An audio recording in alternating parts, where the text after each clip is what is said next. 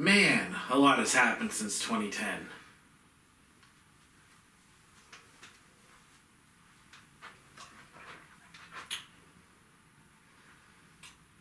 This is my house. And it's November. But a lot has happened since 2010.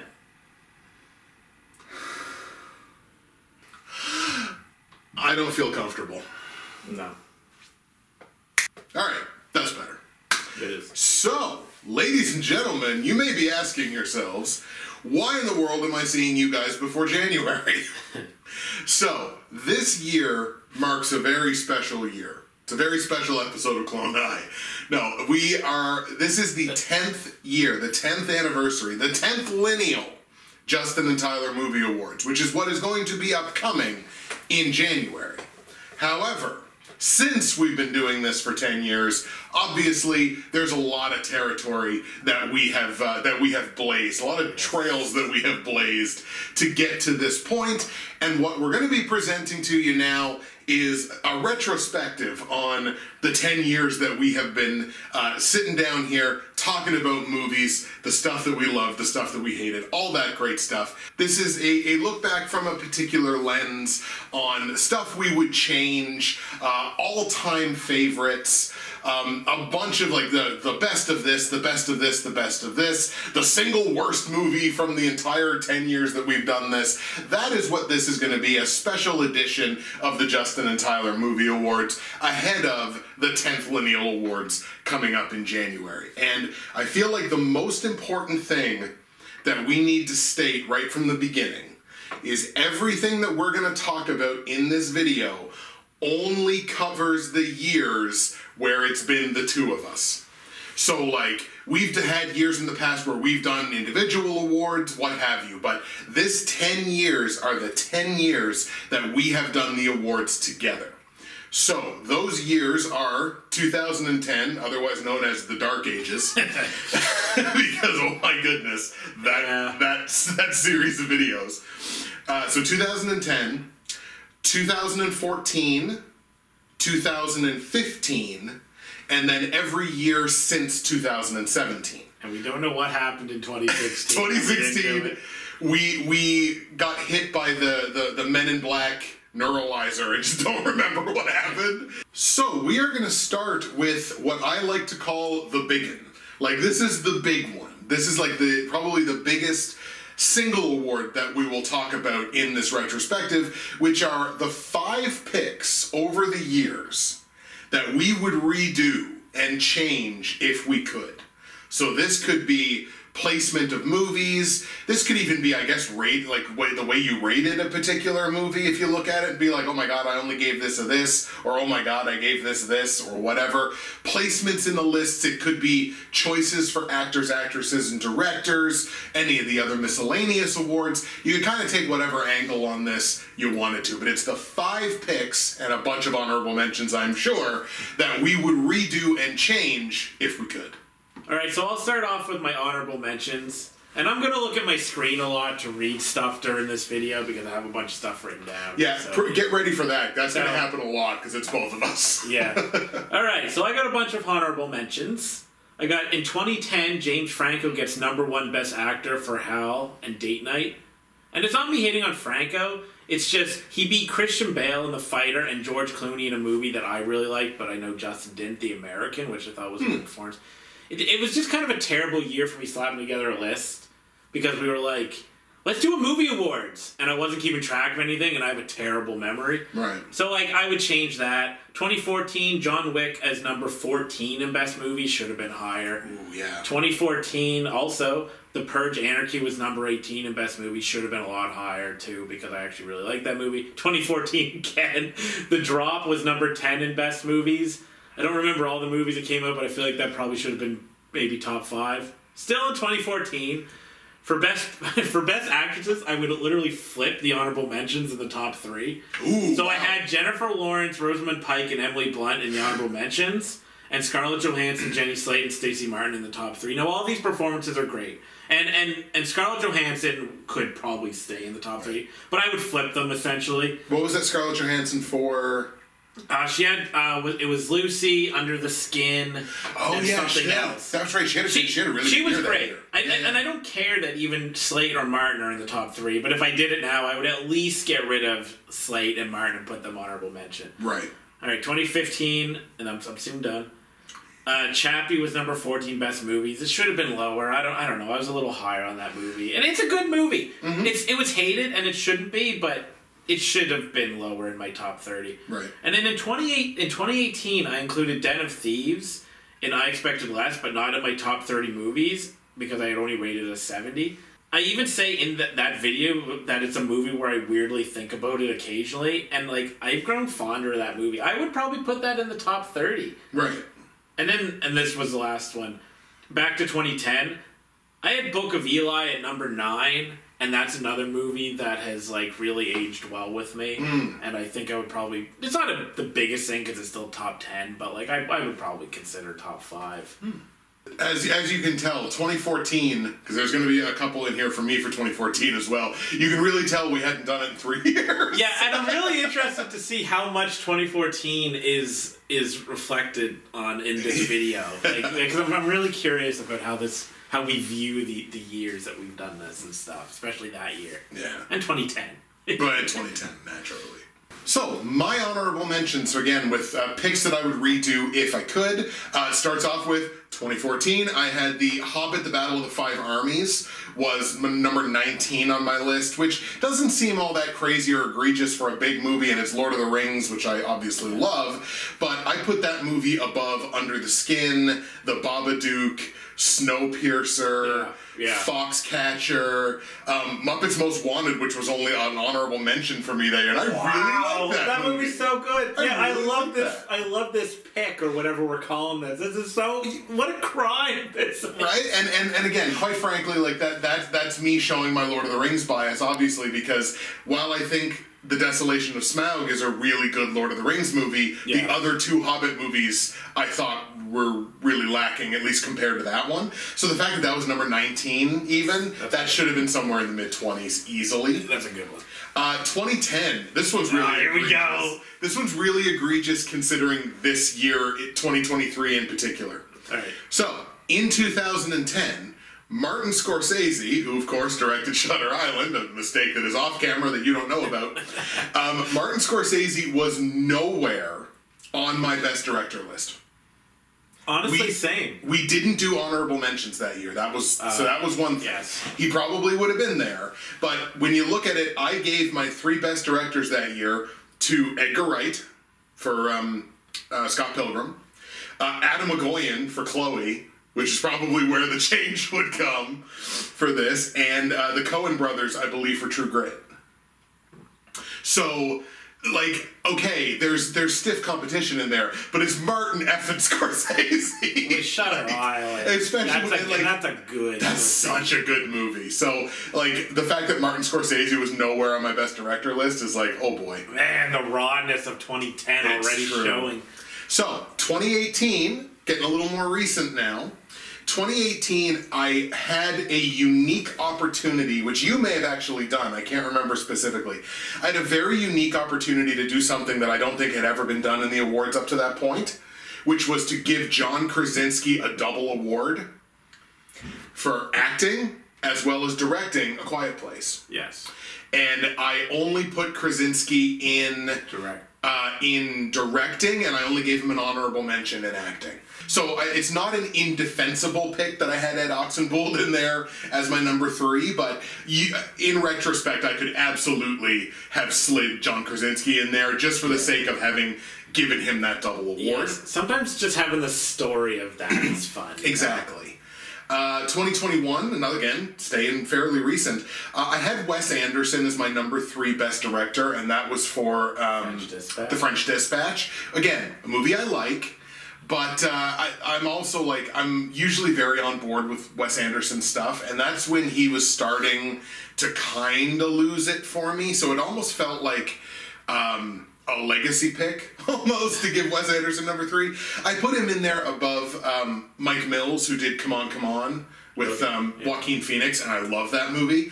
And I also put him in there above Zack Snyder. for that one hurts. So that hurts me. That's another one that's just like Zack Snyder should have absolutely been number 3 that year.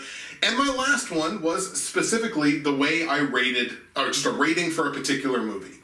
And it caused this movie to not wind up anywhere on my best, it was an honorable mention, I think, but it kept it out of my top, whatever we did that year, 25, 30, whatever. 2014, and it's a movie that I continuously keep going back to, even though I don't think it's a particularly incredible movie. It is Draft Day. The Kevin Costner. I did not see this coming at all. And I'm over here, the brain is working. Yeah. Kevin Costner as the general manager of the Cleveland Browns and the 2014 NFL Draft. Look, this movie is not an accurate depiction of how it is to be an NFL GM, but every time I see a clip, any clip from that movie that shows up in like an Instagram reel or a YouTube short or whatever, I immediately have to go to one of those YouTube channels that has just playlists and just watch the playlists of that entire movie. Because it's like, I see one, I have to. And the fact that I only rated that movie a 75, causing it to not land on that list anywhere in 2014, is a travesty to Kevin Costner and Draft Day. So that is an honorable mention there as well. Okay, so now we're going into the top 5. So I'm going to start off with my number 5 in 2017, where I placed The Shape of Water at number 3 in my best movies. Look, I really like that movie. I do. I might even like low-key love it, alright? But when I look over the movies that it beat, It, Chapter 1, John Wick 2, World of Tomorrow, Episode 2, 3 Billboards Outside Ebbing, Missouri, War for the Planet of the Apes, Coco, and Wonder Woman. I mean, Jesus Christ. That's like that. I was in like artsy-fartsy, like whatever on that, because like all those movies I listed are much better movies. That's an aggressive murderer's row movie. That is. That really is. And so like as much as I do like The Shape of Water, I know people are like, oh, the fish sex movie. It actually is a really good movie. Absolutely. With great performances, great directing, whatever. It really is. It's just number 3. Feels like a tail end of the top 10 movie rather than a tail end of the top 3. Yeah, exactly. So we're picking on Guillermo del Toro on this one, but sorry, Papa Guillermo. My number 5 is kind of an interesting one. It's an aggressive pick, simply because of like how close the competition is between the movies that I'm going to mention. 2018. I had Spider-Man Into the Spider-Verse as my number 4 movie that year. Okay. But 2 of the movies that were ahead of it, I'm saying this movie should be higher. Yes. It got beat by Black Panther and Bad Times at the El Royale. So it is absolutely, to me, a better movie now than Bad Times at the El Royale. So it absolutely leapfrogs that. I have a really deep love and appreciation for Black Panther, that first Black Panther movie. So that I'm willing to say is like a 2A, 2B like competition. I could flip-flop on that depending on the day. Mm-hmm. But just the fact that Spider-Man Into the Spider-Verse wasn't, it was 4, but the fact that it wasn't 3 or 2 that year even just feels like doing that movie so dirty, considering how incredible it really was and how much it has grown on me, especially in light of the second one coming out and the second one being like, oh god, this reminds me exactly why I love this first one so much. So that's my number 5. It just, I looked at that and I was like, wow, I genuinely can't believe that wasn't like at least number 3, if not number 2. So not a huge jump, but aggressive considering the competition. Yeah. Well, it's interesting because I remember saying to you in one movie words that, like, didn't you have that number 1? You're like, no, I don't think so. Because, like, in my mind, it was your number 1. Yeah. I did it more dirty than you. Because I don't think it even hit my top 15. It may not have. And I have been like, maybe I should go back and watch it. I won't because there's so much other stuff to watch. But I probably did that really dirty, too. And, yeah, that's a good pick, though. All right, so my number 4 is going back to 2014 again. Ooh, again. And it's The Birdman Love. Hell, like, Inarritu gets the number 1 spot in Best Director for Birdman for me. Birdman was number 2 in Best Movies. Like, okay, the director thing is like, I probably wouldn't give him number 1, although I don't remember what my other picks are, but that's okay. But number 2 Best Movies, oh my god. Like, I like that movie. Yeah. That's a great movie. But I was way too high on it. And I remember it being one of the last movies I saw that year. Because we both of us desperately wanted to see it before the awards, and it popped up, and we watched it, so it was fresh in my mind. But looking back, I'm like, there's number 2, no way. And that's a syndrome. That's absolutely a thing, where when a movie pops up really late in the year that you really want to see, and you just dive on it, like you haven't eaten in 2 weeks, and you find a pot roast, like you just dive on it. And it's just like, oh my god, this is the greatest thing ever. Birdman doesn't, I'm just going to spoil this a little bit, Birdman doesn't make this anywhere, but it absolutely should have. Because I'm the same way. I deeply overrated that movie at the time. We collectively screwed up on that one, I think. Ready for my number 4? Ready for me to make people mad? Yes. Wait, do you even have to ask me that? That's true. You always want. I'm always ready to fight like alongside you, but especially me, as long as I'm the one sticking my neck out first. All right, for this one we have to go back to that heady year of 2022, literally last year. Oh, this is fresh. Exactly. I rated and I placed the number 1 People's Choice Best Movie of last year. Everything Everywhere All at Once, number 22 on my list, and I'm going to make people mad by saying it should have been lower. Oh, man. It deserved to be lower. You know what? It's a movie that I even said it right in my review. I said, I appreciate this movie more than I like it. Yes. It's there because I felt like it had to belong there. I gave it 5 extra points so that it would be where it was. Rather than being honest with myself, I rated it a 75. To me, it's a 70. And given that it's a 70, I rated it ahead of Violent Night. Oh, that right there, knowing you called it maybe the best Christmas movie. Wow. Right. That's insane. I rated it ahead of Elvis, which I really like, the Austin Butler Elvis movie, and a number of other movies at 70. If I'd have been honest with myself and rated that movie a 70, it would have been 25, 26. It might have fallen off the top 30 entirely if I'd have just been honest with myself. I mean, look, fair enough. I can't remember what I rated it. I might have given it an 85 out of 100. Maybe. So by that, if it was 85, then I'm actually with you where I gave it 5 points extra. Not for the same reason, but just, I don't think it's an 85. Now, I've changed the way I rate a little bit this year. Okay. I've been trying to stay a lot more in line with what my numbers mean. So if like a 7 is good or whatever, I've been really trying to stick to that.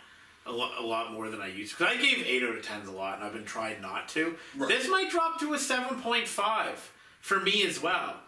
So, yeah, I'm with you. I mean, I don't know if it would have made my list if I would have dropped it that much anyway. Maybe. It's not aging well with me. I mean, I know it's like pretty new, but it's already, I can see it. That's a good pick. Yeah, let's go to war against that thing everyone loves. So for my number 3, we're going back to 2015. We're going back to the movie that I placed in the 5th spot in my best movies. Wow. And that is Star Wars The Force Awakens. Yep, alright. Here we go. There's never been a movie that my feelings have changed so drastically. It's a good movie. It's a flawed but fun sci-fi romp. I would give it a 7 out of 10 now, which would probably not get it on the list, although it might hit top 30.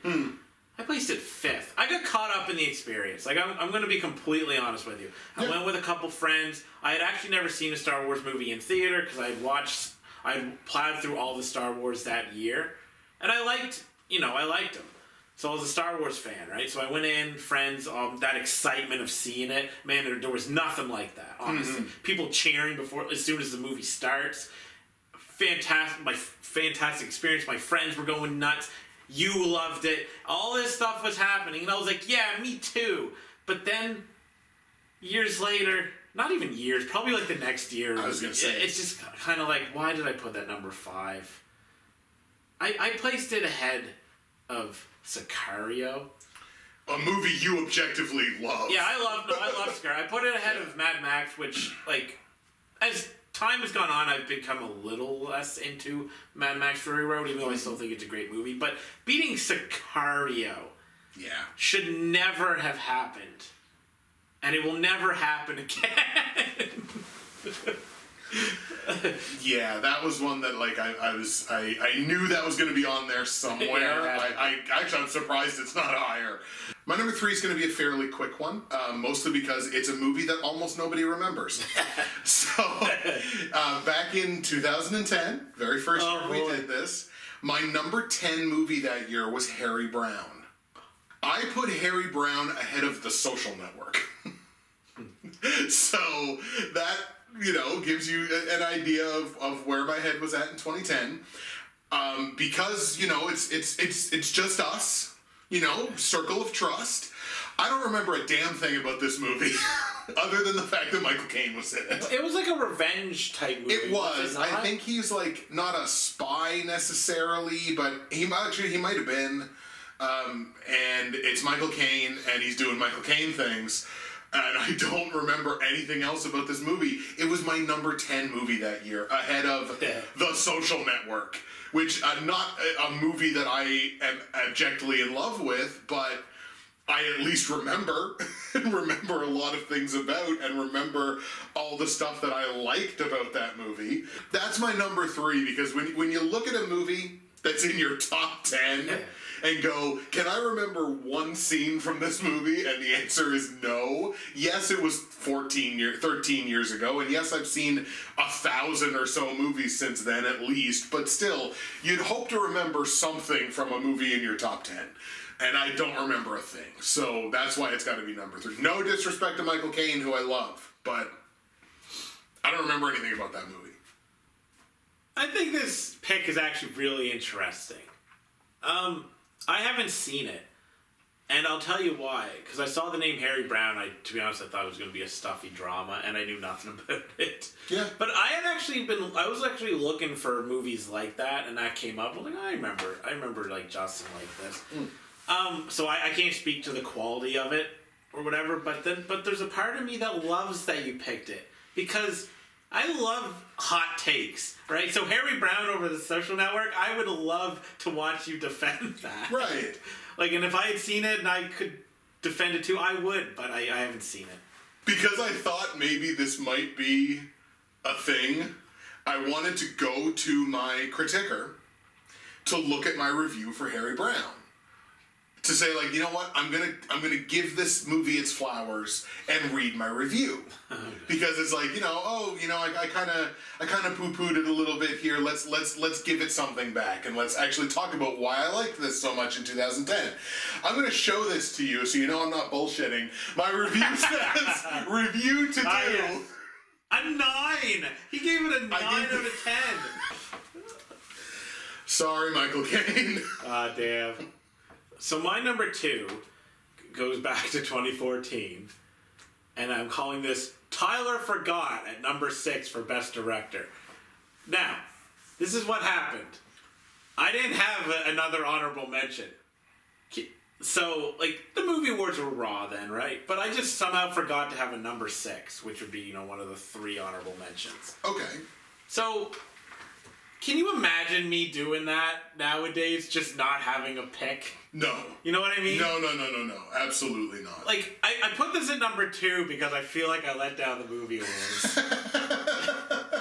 Oh, I was waiting for more. It's just the fact that you didn't have one.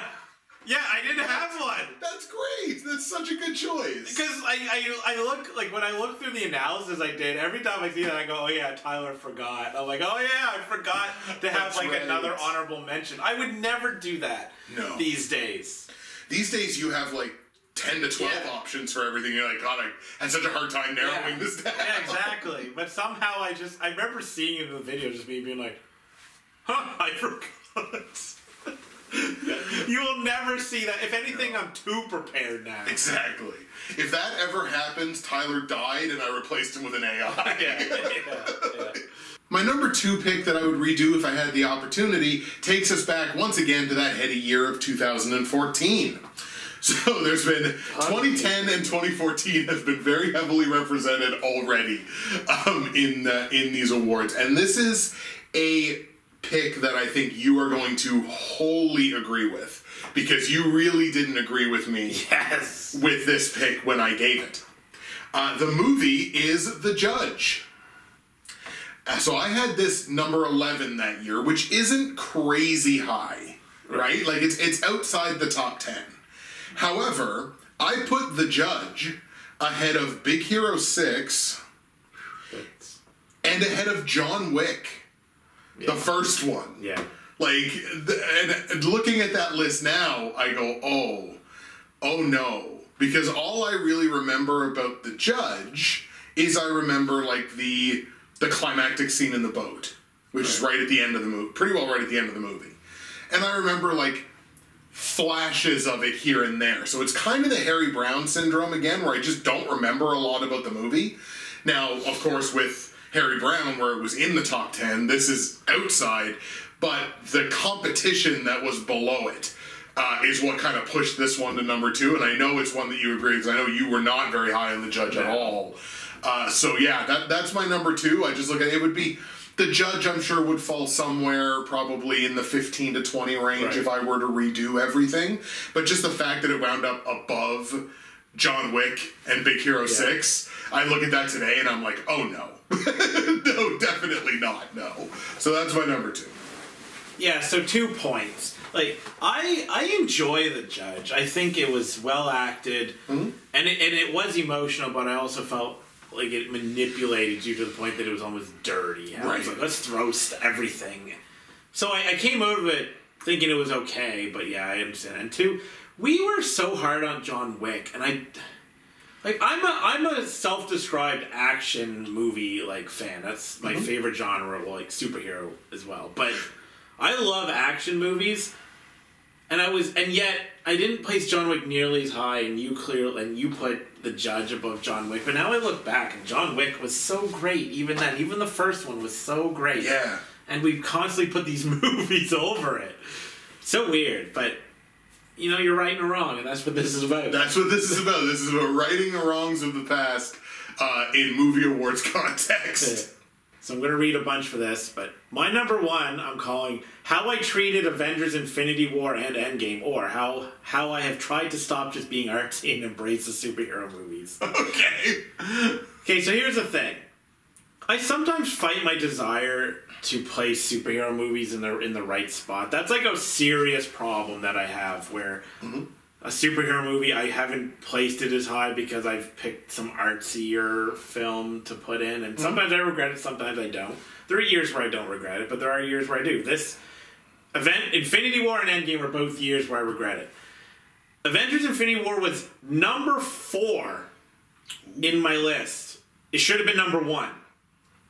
I've rewatched that movie multiple times. I think that's that's a great movie. It was beaten by A Quiet Place, which is a brilliant movie. Deadpool 2, which I also love. And maybe people won't agree with this, but Creed 2. Now, Creed 2 is also, I think, a great movie. There's the Rocky bias. But, am I stupid? So, and then Endgame is less egregious, but still egregious, is that Endgame was number 2, and Tigers Are Not Afraid was number 1. Oh, now, I think Tigers Are Not Afraid is an underrated, overlooked gem of a horror movie. Some of the special effects are a little wonky, but the storytelling and everything is brilliant. I do love that movie. I would gladly, I think, place that at number 2 if I were to redo the awards. But Endgame should have been number 1. Both of those movies should have been number 1, but of course I'm over here being like, that's boring. Right. The big events of movie of all time. Right. You know what I mean? In blockbuster film, there's those and Avatar. Right? Well, what a boring pick. Why don't I pick like Tigers Are Not Afraid, this foreign horror movie? Right? I love superhero movies. I said that year, like at some year where I kind of like ate something you said, where you were like, I just love Star Wars. I'm like, I just love superhero movies. And so if I could redo it, I would have gone the boring path, and I would have put Infinity War #1 and then Endgame #1 the following year, and it would have been boring, but it would have been more honest. But it would have been honest, and that's what matters. Yeah, I totally get that, and I remember the Tigers Are Not Afraid pick now, and I think I might have even said it it might not have made the final cut, but I think I even said, like, that's ballsy. That's so ballsy to do that, and I respect you for the balls, but I also respect you being able to look at it years later and just be like, what am I, stupid? Yeah.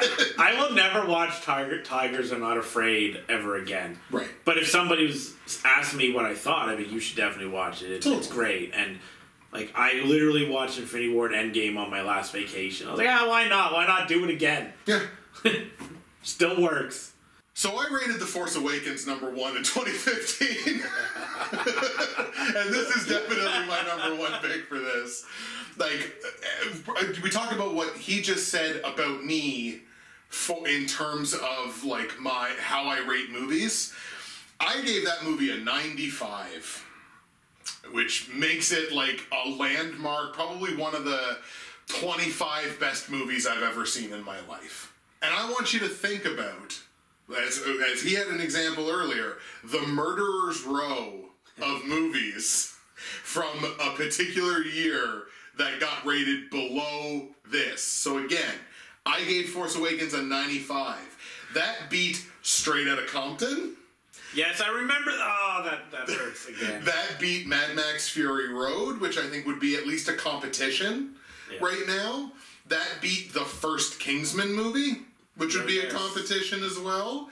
That beat Concussion with Will Smith about, CTE in the NFL. Another one of those movies that every time I see a clip of it, I have to go watch the full playlist of clips. So that's a movie that has grown on me over time. So and there's a laundry list of other movies that would at least be in competition with The Force Awakens now if I were to redo this. I gave that my #1 movie that year and rated it 5 points off of perfection.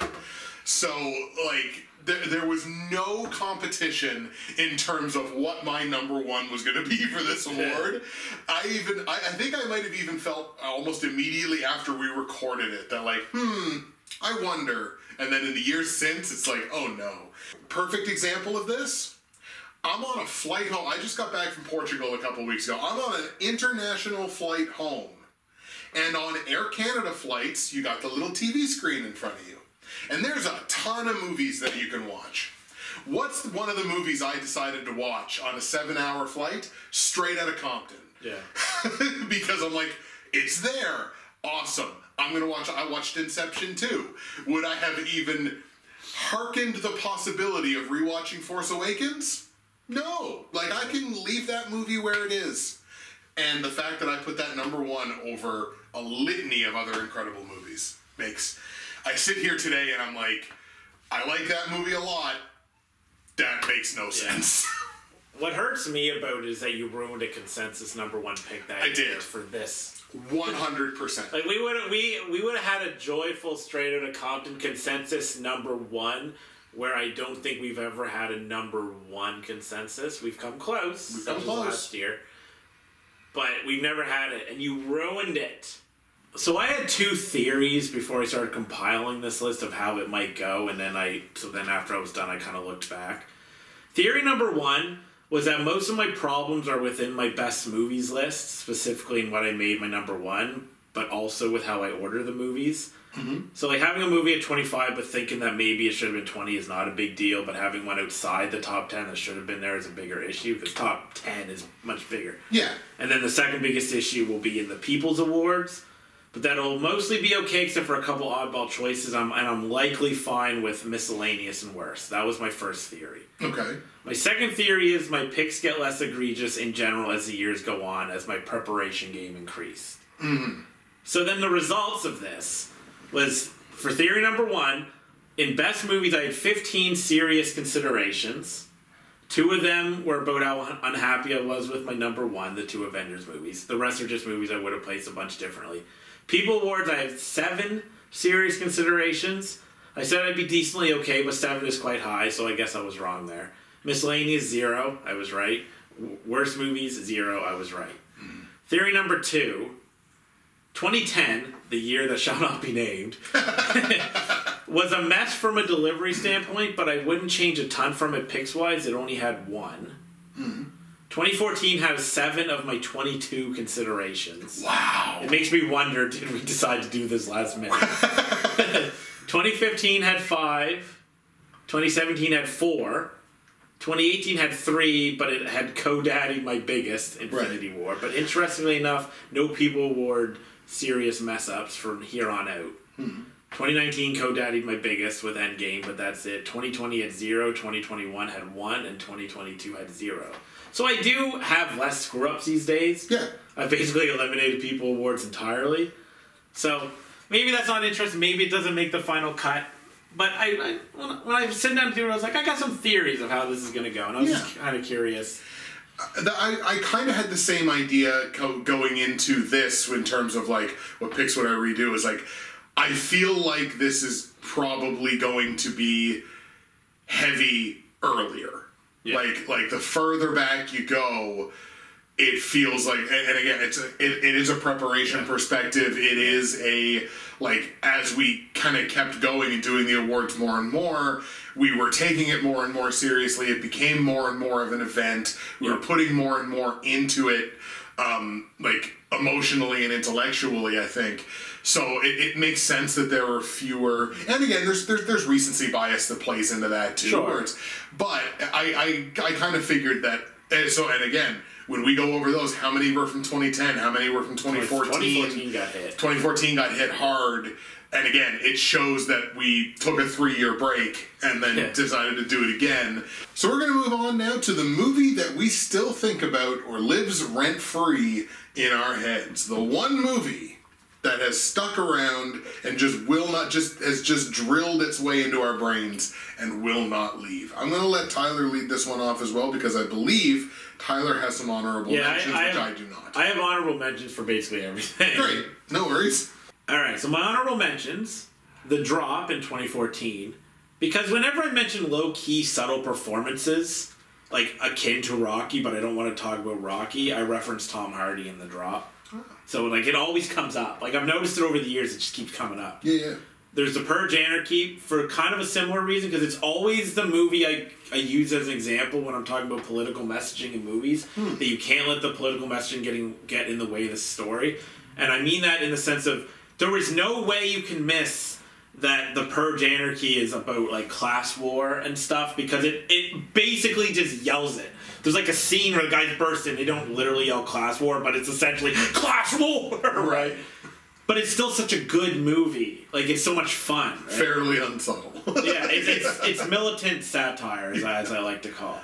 Then there's Avengers Infinity War because the end credits, or the end in the credits just lives in my head all the time. And then final honorable mention is The American in 2010, just because I sometimes find myself thinking about how neat this was and how well it really showcased the paranoia of being like a hitman. Even though I know you don't love the movie, but I don't know, it lives in my head a little bit. Not as much as even some of these other ones, but I think about it sometimes. Yeah. And I think about rewatching it sometimes, but I never do.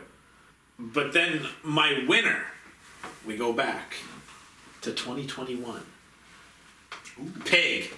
Oh, of course. There's no movie that I've seen that lives rent-free in my head as much as Pig. That makes sense. It's because it's so emotional. I mean, 2 scenes in particular, really.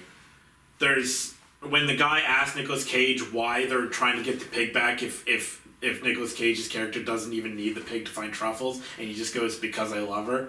Right. Like, that just lives rent-free in my head. And then at the end, spoilers, but it's a few years old, like, you find out that the pig was already dead, and that just messes with me. But it's really the because I love her. Yeah. And it's the artistic aspects of the movie that I've talked about in that year, about the way it uses sound, especially at the beginning where the pig's oinking was always there. And I actually do listen to certain songs from the soundtrack quite a bit, and it just always puts me in that space of that movie, and then I gotta hug the bunny. Like, I gotta instantly get down there and be like, I love you. Right? Right. So, because it's about a pig, but it's also about my rabbit. So that movie, I remember, like, when I saw that movie earlier in whatever year, like 2021, and then sitting in the car one day in the back seat, and I'm just like, all of a sudden just pops in my head. And I'm like, I'm really sad now. So I've had a couple of options that I've already mentioned in this video that I could have given this to. I could very easily have given this to Draft Day because I keep coming back to it, and again, just how bafflingly weird that movie is about, like, I remember reading, like, people have written, like, think pieces for actual websites about how bad the trades were that this GM made, like, in the real world. And it's like, so, like, again, so, like, that I've already mentioned is certainly a possibility. Concussion, again, another one that certainly would have been a possibility, where just every so often, for whatever reason, like, I'll see something and it will trigger Will Smith as Bennett Omalu, like, pointing at the camera going, tell the truth. I say that sometimes to people. Tell the truth. So, like, just occasionally that'll just whatever, like, pop in. But my choice for this one takes us back to 2015, I believe it was. I want to make sure that I got the year right. It was 2014. Yeah, 2015. And my choice for this is The Big Short. Okay. And it's like, I love the ensemble cast in this movie. Like, it's just, even, like, tertiary characters, you see them and it's just like, oh, this person's in this movie too, and they're actually really good. And the overarching cast the main cast is really, really good. But what always sticks with me about this movie, not just the performances, not just the ensemble cast, but, like, I love a good cutaway gag. And this movie, it's not a gag necessarily, but they use that, like, cutaway, breaking the fourth wall, like, Family Guy overuses this concept. Yes. But, like, I love how this movie uses that kind of cutaway concept of, like, hey, here's Margot Robbie in a bathtub to explain synthetic CDOs. and it's just, so the way that it, and I love it. I always think about those, like just here and there. And again, Christian Bale's performance in the movie is so damn good. Steve Carell is so damn good in that movie. Ryan Gosling is so damn good in that movie. Yeah. And I come back to The Big Short, and I like the subject matter. Like, I really like the subject matter of the financial collapse in 2008 and the highly dramatized version of that. I just really like the subject matter. So I keep coming back to The Big Short, and that's going to be my choice for this. This is an awesome pick, because I did rate it fairly high that year, but I think I should have rated it a little higher. I think I should have given it more love than I did. Because whenever I see something that's trying something similar to this, to the movie, I always think of this movie. Like, this is the gold standard of maybe this kind of, like, satire or, like, educational drama comedy, whatever you want to call it, right? There's two actually really good examples of that in movies that came out this year. Yeah, I know. And it's Blackberry and Dumb Money. Yes, I haven't seen Dumb Money yet, but yes. Yeah, exactly. Like, my mind always goes back to The Big Short. Yeah. So I really like this pick. I do got to say something I said that year. I knew I was going to love this the second you see Christian Bale and he's, like, drumming at his desk or whatever, and there's, like, a Mastodon song playing. Right. And I'm like, I'm instantly hooked. So I should really rewatch this. All right, we're going to move on now to our greatest miss. And this is basically the movie that we had every intention of seeing, hyped because we're amped to see it, and didn't wind up seeing it at all. So our greatest miss over the years, and I'll do this one. I don't have honorable mentions for this. I probably could have, but there was definitely one that stood far above the others.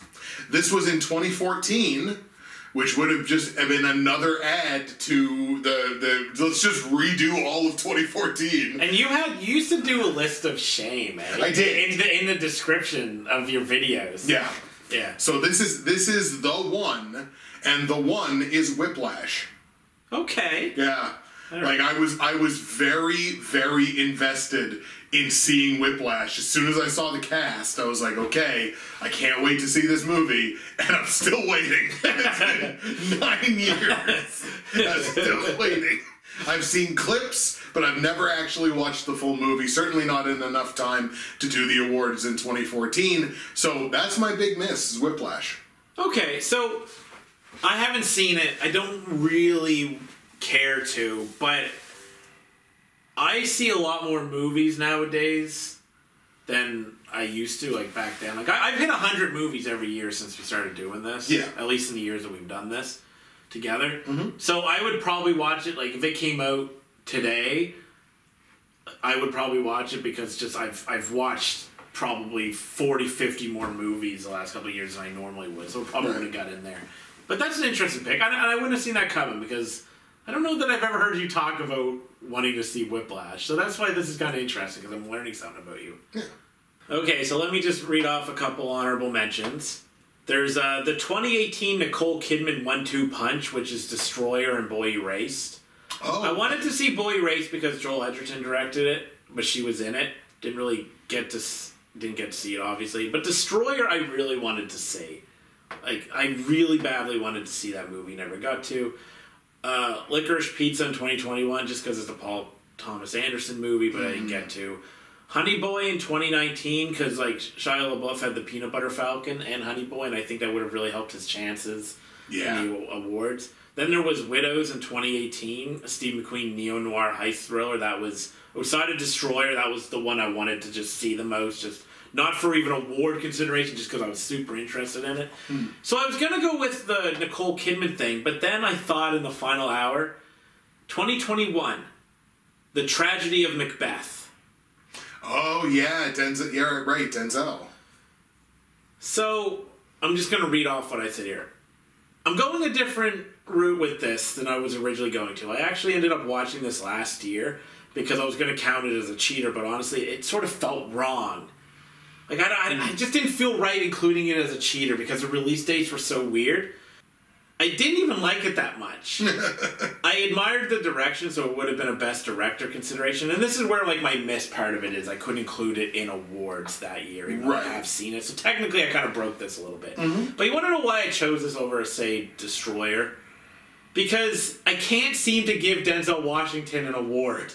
And he, along with Bale, are my two favorite actors today. Right. I didn't watch Roman J. Israel Esquire in 2017. I knew nothing about the movie, and I didn't actually know he was in it.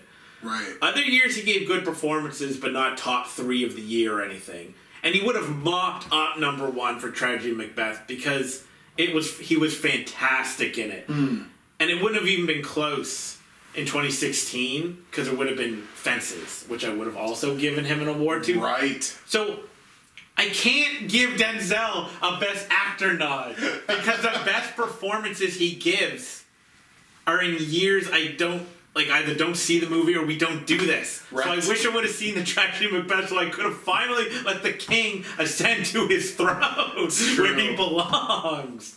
So that's why that's my greatest miss, although I have seen it, obviously. But I just, just Denzel. You just gotta do it in a year that we're doing this. But now he's like winding down in his career, I think. He really doesn't do nearly as much. So now it's like less likely I'm gonna get that truly brilliant #1 Denzel's my boy performance, right?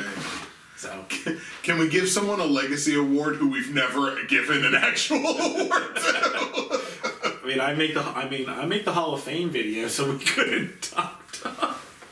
All right, we're going to move on now to what we each believe was the best or our favorite movie awards year. Our favorite year, taking everything into consideration about that year's award show, that year's movies, whatever. Either the best year or our favorite year of us doing movie awards. So, my selection for my favorite movie awards year is everyone's favorite year, 2020. Nothing bad happened.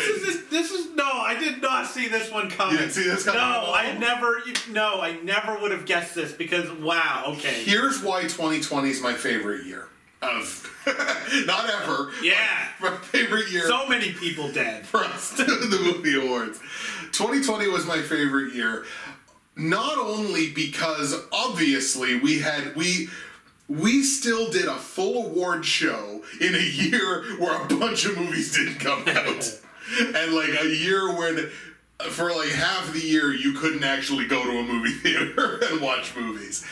So it was the obviously like what I like to call like the panini fueled variety in movies that actually wound up in this like list. Movies that I probably, on a personal level, probably wouldn't have had the time to give the time of day to in a normal year when everything that would normally have come out would have come out. So like, let's look at this. Let's look at like Words on Bathroom Walls. That was a top 5 movie for me in 2020. Yes.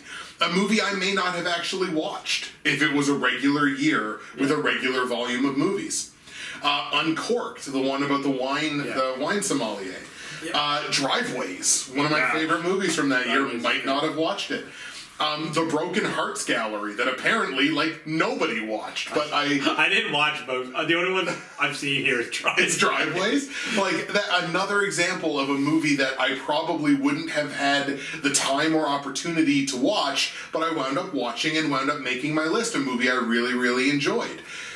Not just that, 2020 was the year of Sonic the Hedgehog Consensus number 30, which was an incredible moment, which wouldn't have happened if I wouldn't have called that audible right at the end.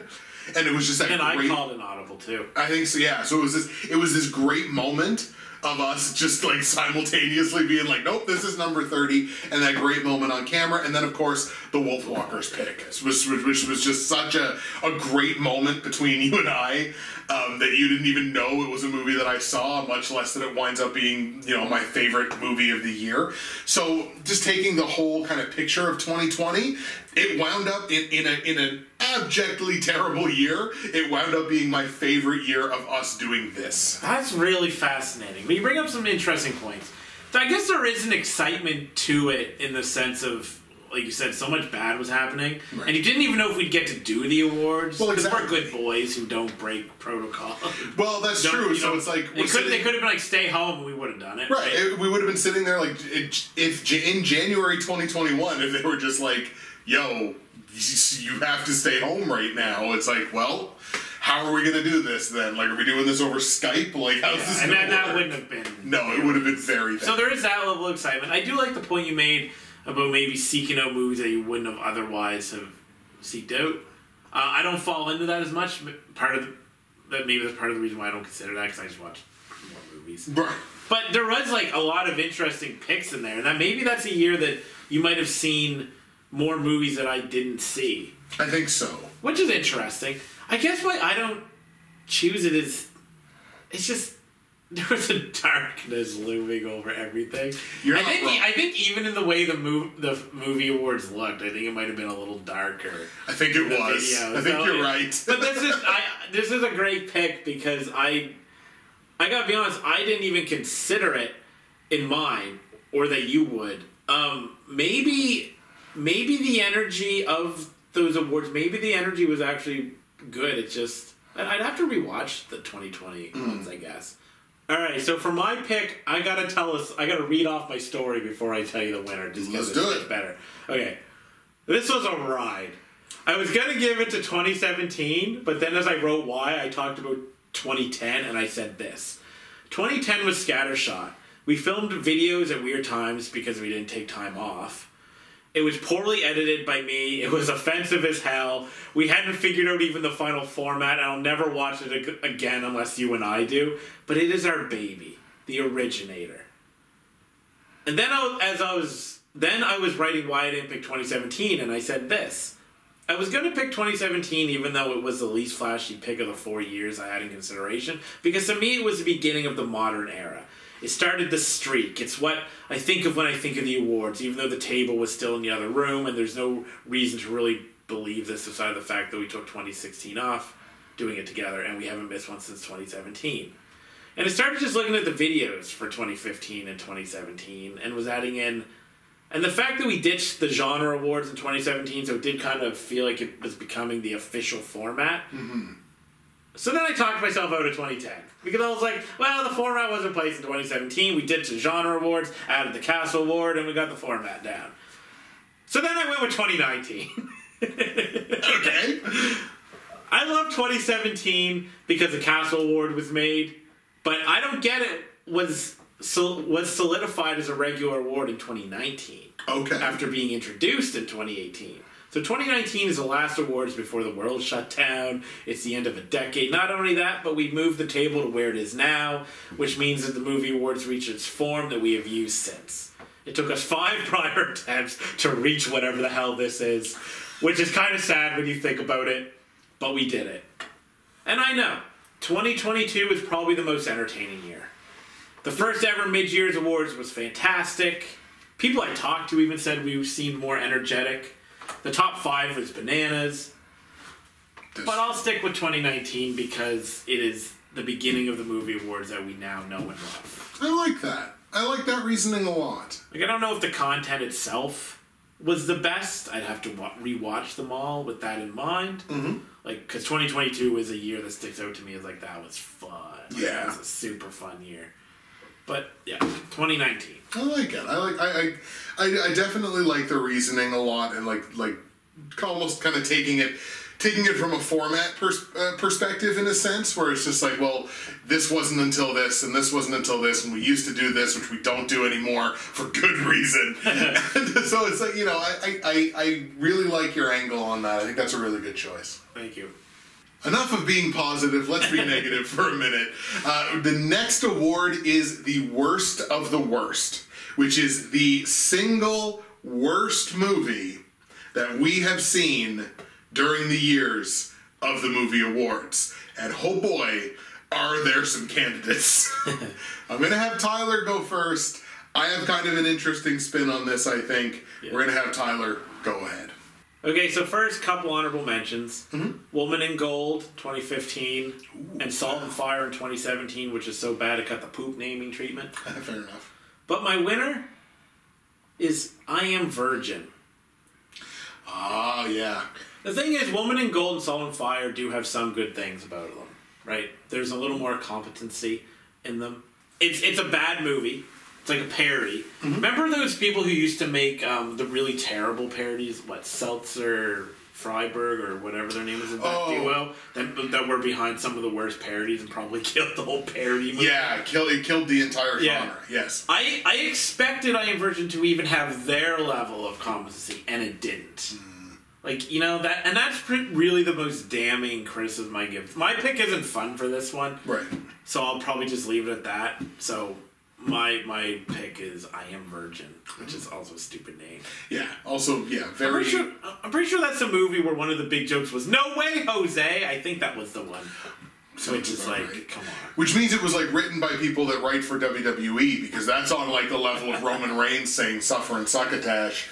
Like, that's gross. That's awful. Like, that's real bad. Oh, that's man. really disgusting. Oh, wow. So my pick is actually Roman Reigns. So, here's my angle on this.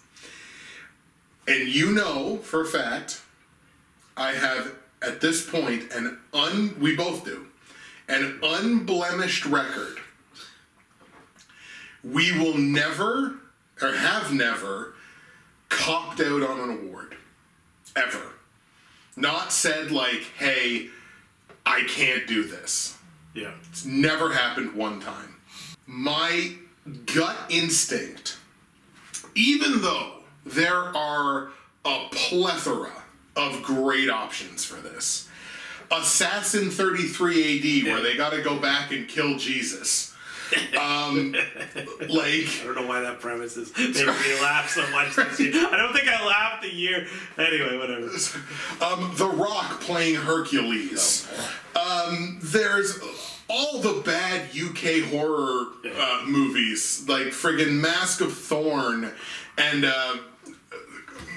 AKA Mummy Resurgence, whatever the heck that movie was. Which means the rise of the mummy. Yeah, there you go. The Rise of the Mummy, AKA Mummy Resurgence.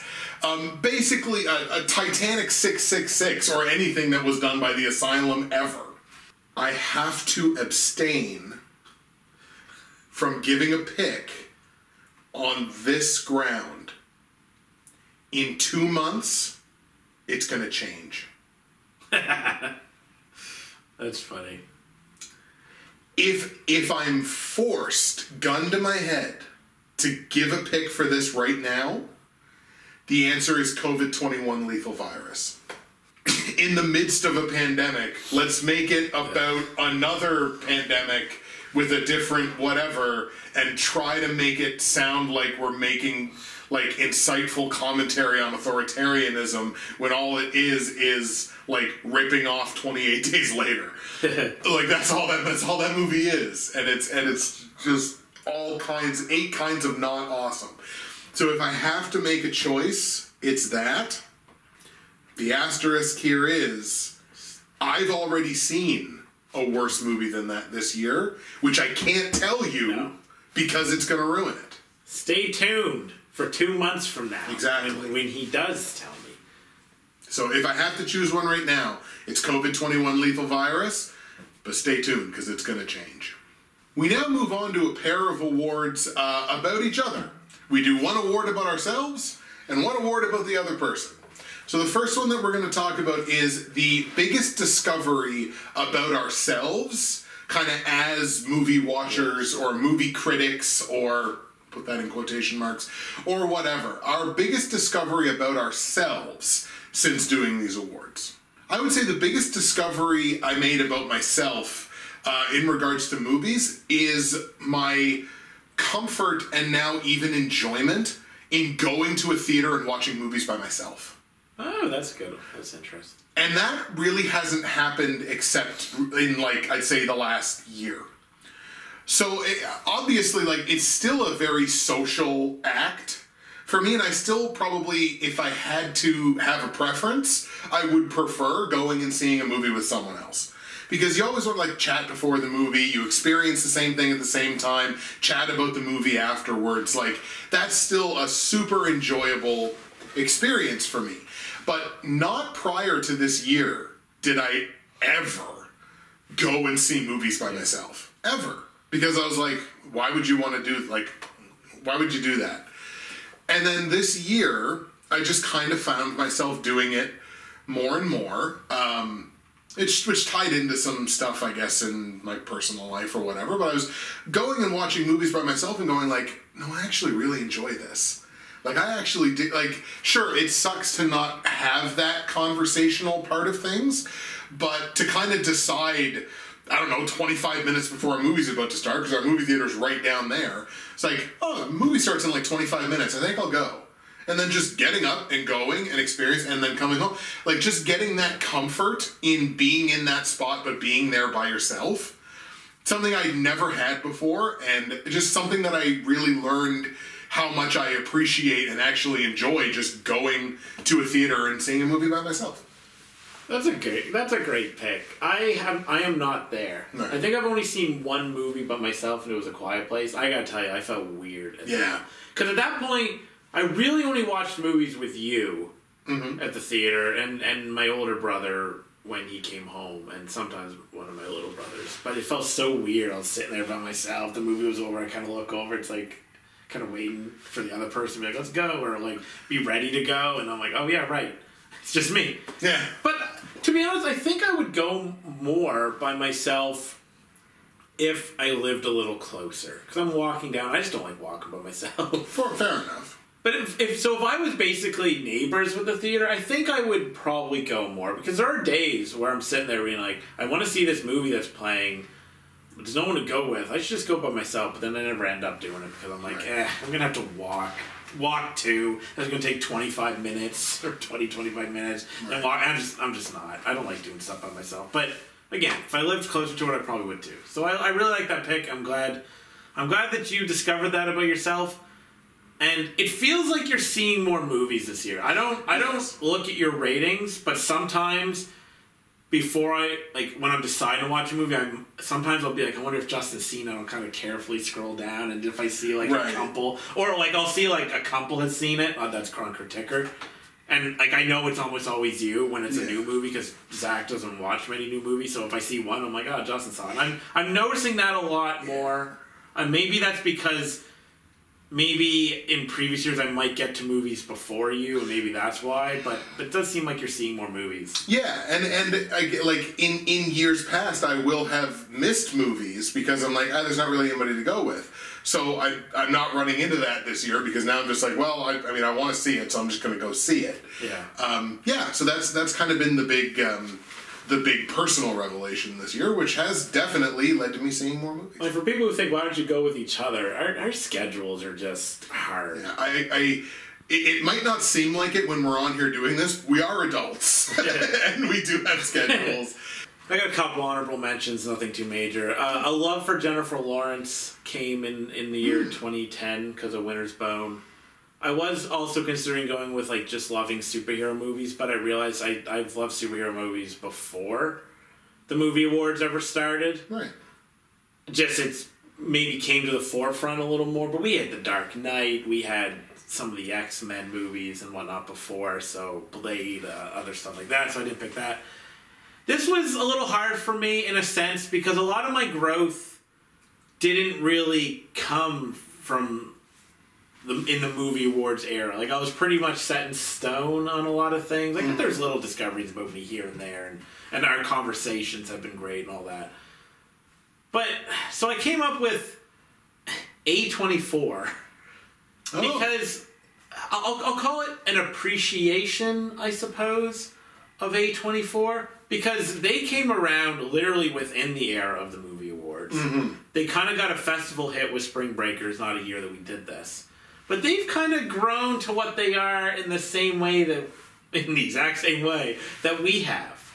Just parallel. Yeah, exactly. Both hitting the top of their industry at the same time. Sorry, go ahead. Well, what can you say? You can't say that about many different things where something started around the same time that we did, right? True.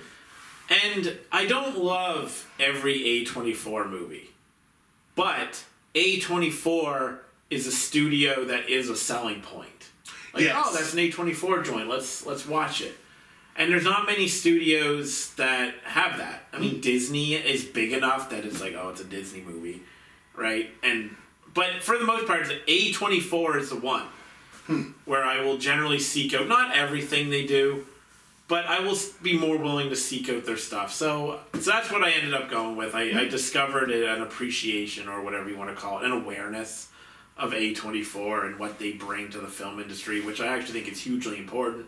But that's my pick. So cool. I really like that. Maybe not as personal as yours in that way, but that's all I got for you. We're going to move on now to our favorite thing about the other person in relation to the movie awards. So the thing that we've kind of discovered about the other person, or just what we appreciate the most about that person in the context of doing the movie awards. I'm going to have Tyler go first because I want my ego stroked. Yeah, you're probably better with getting your ego stroked than me. This is going to be hard for me to be praised. Because you're narcissistic, as everyone likes to say. I'm waiting. Okay, so this was hard. Okay, no, it was only hard. I said this to you earlier, but I'll say it for the... I smell better now than I did in 2010. That's it. I would guess it. Nailed it. All right, so mine is... No, it was only hard because, I could sit here and say, oh, the conversations we have. Which would be the honest answer. The intelligence in which you talk, the passion, all that other gooky stuff. Right. Right? I could say that, but that happened before the movie awards. That's why the movie awards started. That's why they exist. Right? Yeah, so exactly. I didn't want to pick that. So I thought I had to make it something specific to the movie awards. I thought, well, I like his editing. His editing's cool. You've got a good sense of pacing and whatnot. And I think you do a good job. The music you chose for the movie awards itself and stuff, even though you chose that for, I think, your own first. But whatever, we use it for this one. Mm-hmm. So this, in case you can't tell, this is actually me cheating and saying multiple things about you. Right. Because my answer that I came up with my favorite thing about you in regards to the movie awards, not our friendship as a whole, I love your reactions to stuff. Okay. I don't think that a bit works until you laugh. So here's a little inside baseball for you. So, 2 years ago I decided to do the greatest hits? Yep.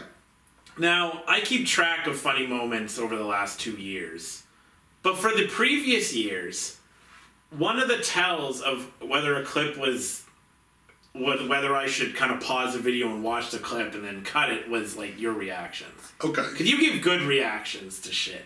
And it's great because it just makes everything so much better. Like, I hate when you're stone-faced on anything. I want to... Like, some of the best moments in the movie awards is your reactions. There are things in the greatest hits, for example, that I put in there not because anything I said was funny or right. I thought was funny or because I thought it was funny, whatever. It's because you reacted really well to it. All right. So I know this probably isn't similar to whatever you're gonna pick.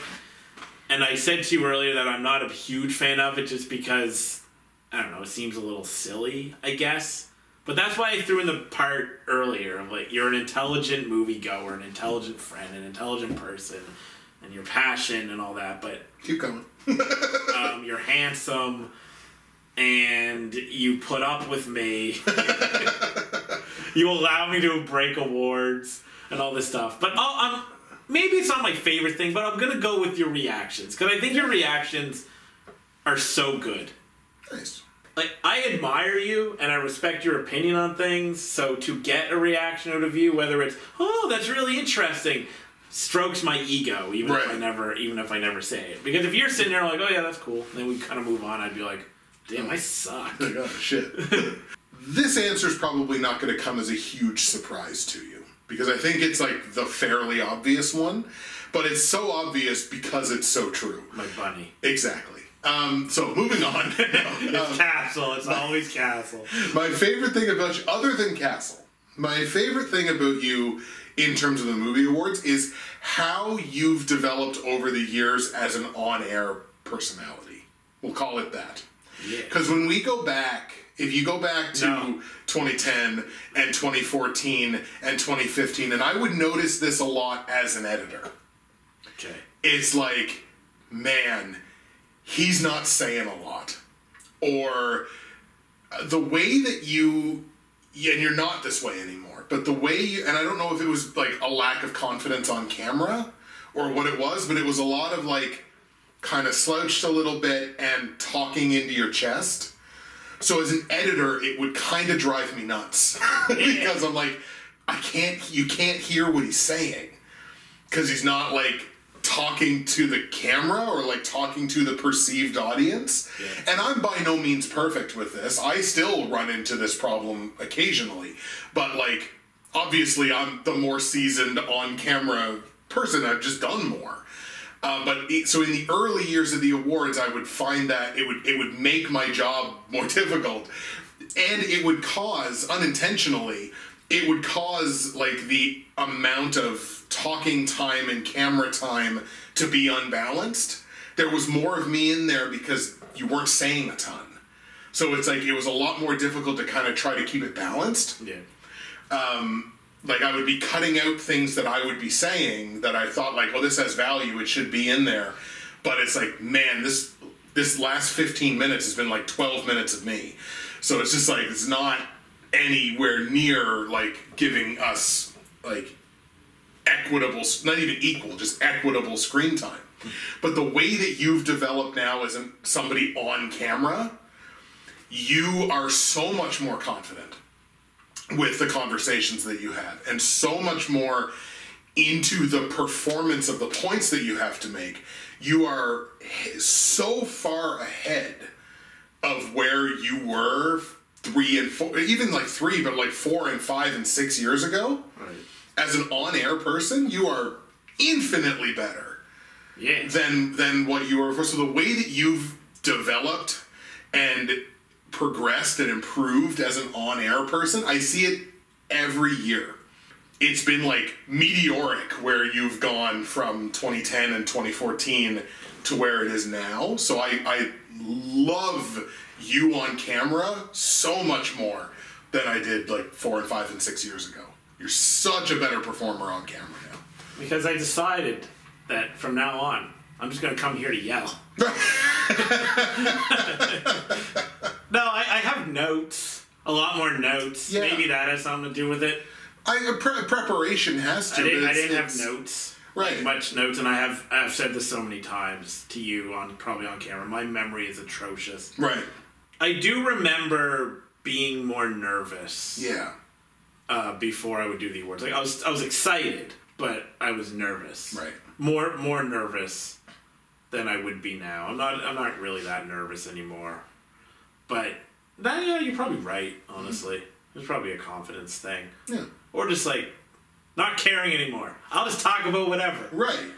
But again, the great byproduct of that is, again, your caliber and quality on camera is light years ahead of where it was 4 and 5 and 6, and you make my job as an editor much easier now.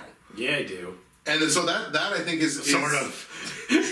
Sort of. Yeah, I don't know. I think some pretty I don't know what that. Sometimes I have. there's some stuff. I'm not going to say what it is, but I have a quote that was so offensive that he got it. So, but I know what you're saying. I'll take that 100 times versus wow, we just talked about 5 movies and I can only keep so much of it, right? So just again, your confidence and your delivery as a performer. Oh, that would be an awesome thing. I can't do it because it would be too much work to try to go back and time how much talking each of us do. Ooh. That would be so... Somebody do that for me. Yeah. So we move on now to our favorite running gag or piece of movie awards lore, and there's been lots of it over the years. Our opening ceremonies have become mythic with the amount of lore and running gags and stuff like that. So we're going to talk about our favorite piece of lore or running gag, and we're going to have Tyler kick things off with this one. All right, let me just start a couple honorable mentions. I considered the Castle Award, but that felt almost too, self-serving. No. Because, honestly, it would be because it's a Castle Award. Yeah. I chose the donut, or I considered the donut thing, because, we're always eating donuts. I mean, that's a classic. Shout out Andrew Warren. Always.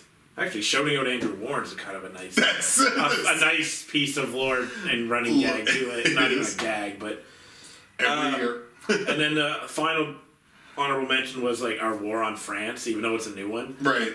I love the response to you when I'm like, our war on France continues, and you just lose. just crack up, yeah. And now I'm keeping track of when we put France movies and worst movies. But I went with the running gag of "You're unhappy to see me." Yeah. Because there's a little bit of truth in all jokes. No, but, okay. In all good jokes, I should say. But that's good. No, it's because it's, well, I hope, it's so obviously the opposite. Right. Because we love doing the awards. And we look forward to it, especially now. Although I just found out you hated me in the early years because of editing. So maybe there is some truth. But it's amusing. It always, well, it's fairly frequent in our thing where you're just like, oh no, not this guy, which is funny because literally not 2010 because that's so much different, but 2014 when you're literally 2014 was a big year in film, and for such a big year in film, I feel like we needed something a little bit special. And then I walk out like a goof, and we go, yeah, and I'm just like, oh, Tyler, whatever, but. You were so happy to see me, and then somewhere along the way, oh, it's not January, it's not him, oh my god. I think it might have been the next year. Yeah, it could have been. So, I mean, even this year, we kind of play with that a little bit, where I'm there and going, it's my house, right? Right, exactly. So that's probably my favorite piece, and the longest running gag we have. I don't think there's like a serious running gag that matches it. No, easily. So like, and this gag, and actually mine kind of relates to this, but when you think about like all the directions that this gag has gone in, it has included door knocks to the tune of Down with the Sickness. It's included ladder matches.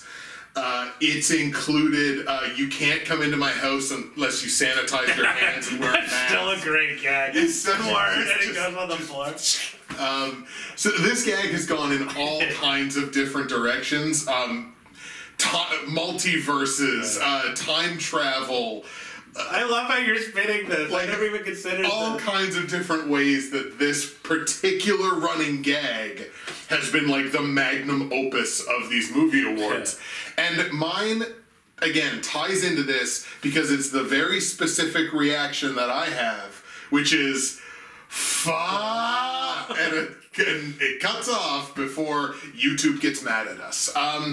So that's my specific point of that is me half screaming the F word, and then our music tends to cut in right at it's such a lovely song. Such a weird contrast too, because it's you being just disappointed and outright angry through this triumphant, positive, empowering, royalty-free song. Music we don't have to pay for. Shout out Kevin MacLeod. Yeah, absolutely. So I like that we basically kind of tie in on this, even though there's again the song in and of itself could be considered part of the lore, because the second you hear it, you're like, let's go, it's movie awards time. I should say, just because I can't live with myself if I don't say it, going back to the Castle Award thing. Also, the fact that he is in every universe that I'm in and OC awards, that would also be my favorite because it's Castle. I have to throw that in for me because I can't put this video out into the world without talking about that. But yes, back to the main point. Everyone must know. I don't think I'm surprised that you were along the same lines as me. It's cool that we sort of have a consensus. Yeah. I mean, we basically have a consensus on that one. I would say so. Up next, we have the movie pick from the other person that shocked us the most. We've both had moments since we've been doing this where someone will make a pick and we'll just be like, wow, I either didn't see that coming or, oh my god, I can't believe that's there. So like the one pick over the years that has shocked us the absolute most, I'm going to start with this one because it's one of the great moments. You can see this on the next version of the Greatest Hits video, or actually any version of the Greatest Hits video, because this one's going to live there forever.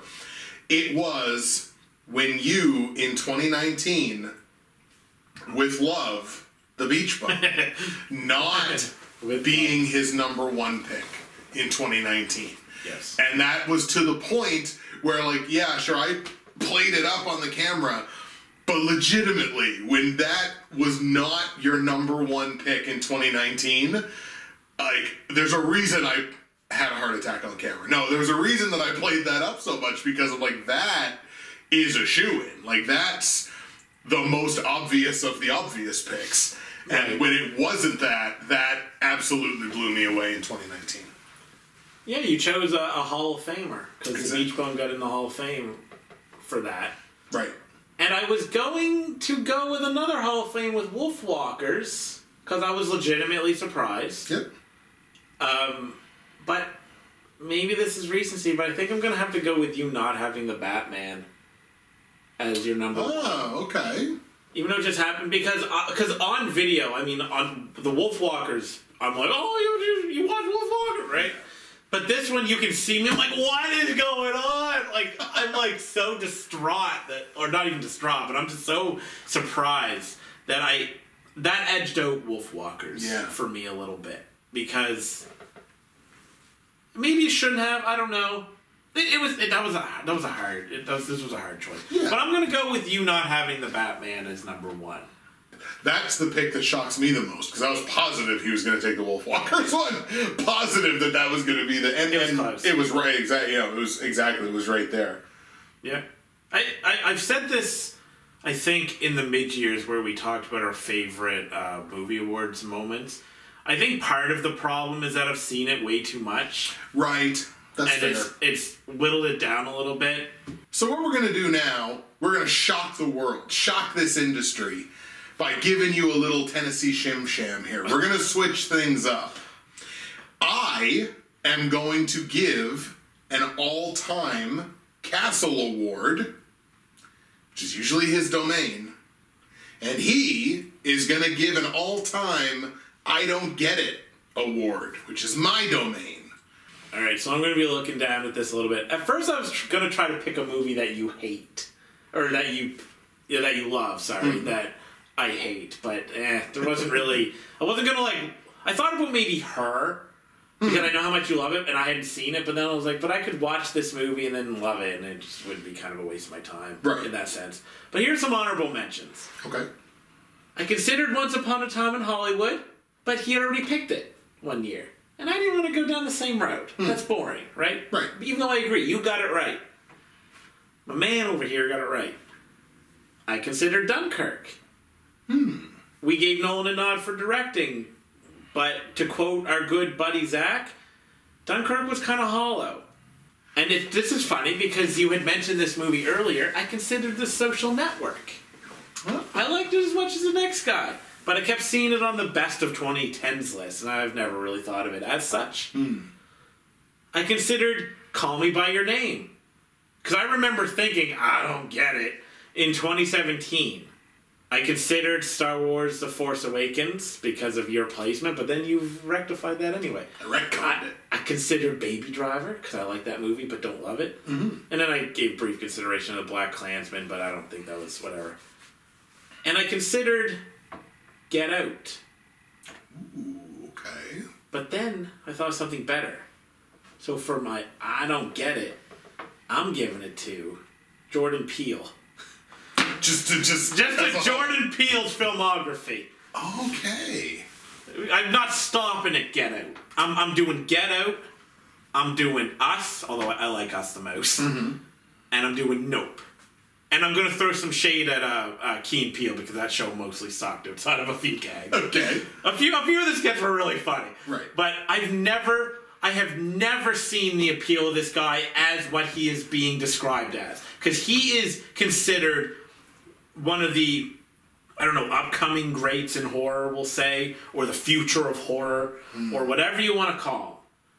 And I don't get it. I don't see it. Because Get Out is a good movie. Okay? But Get Out was best movie of the year to a lot of people. One of the best movies of the 2010s. And I think, personally, it's shot well, it's fine, it's acted well. I gave it an 8 out of 10 originally, but I would drop it to about a 7. Because, again, a good movie, but, I Don't Get It is reserved for the movies that people think are, way up here, right? Even if you think it's a 7 out of 10. People would call Get Out 9, 9.5, maybe even 10, right? I think the social commentary is nothing that exciting, especially nowadays. And then Us, he was growing as a director. I give him props for that. Us was pretty interesting. Us was a solid 8, but again, not an amazing, not future and present or whatever of horror, right? And then Nope was, as the kids say, pretty mid, honestly. Some of the directorial choices were fantastic, and I do see him kind of growing as a director, and I like that. He's not making amazing movies. There's that line you have. Will you please say it that you always mention when you're talking about him about narrative concept over narrative. Yes. And especially in Nope, I thought that went nuclear.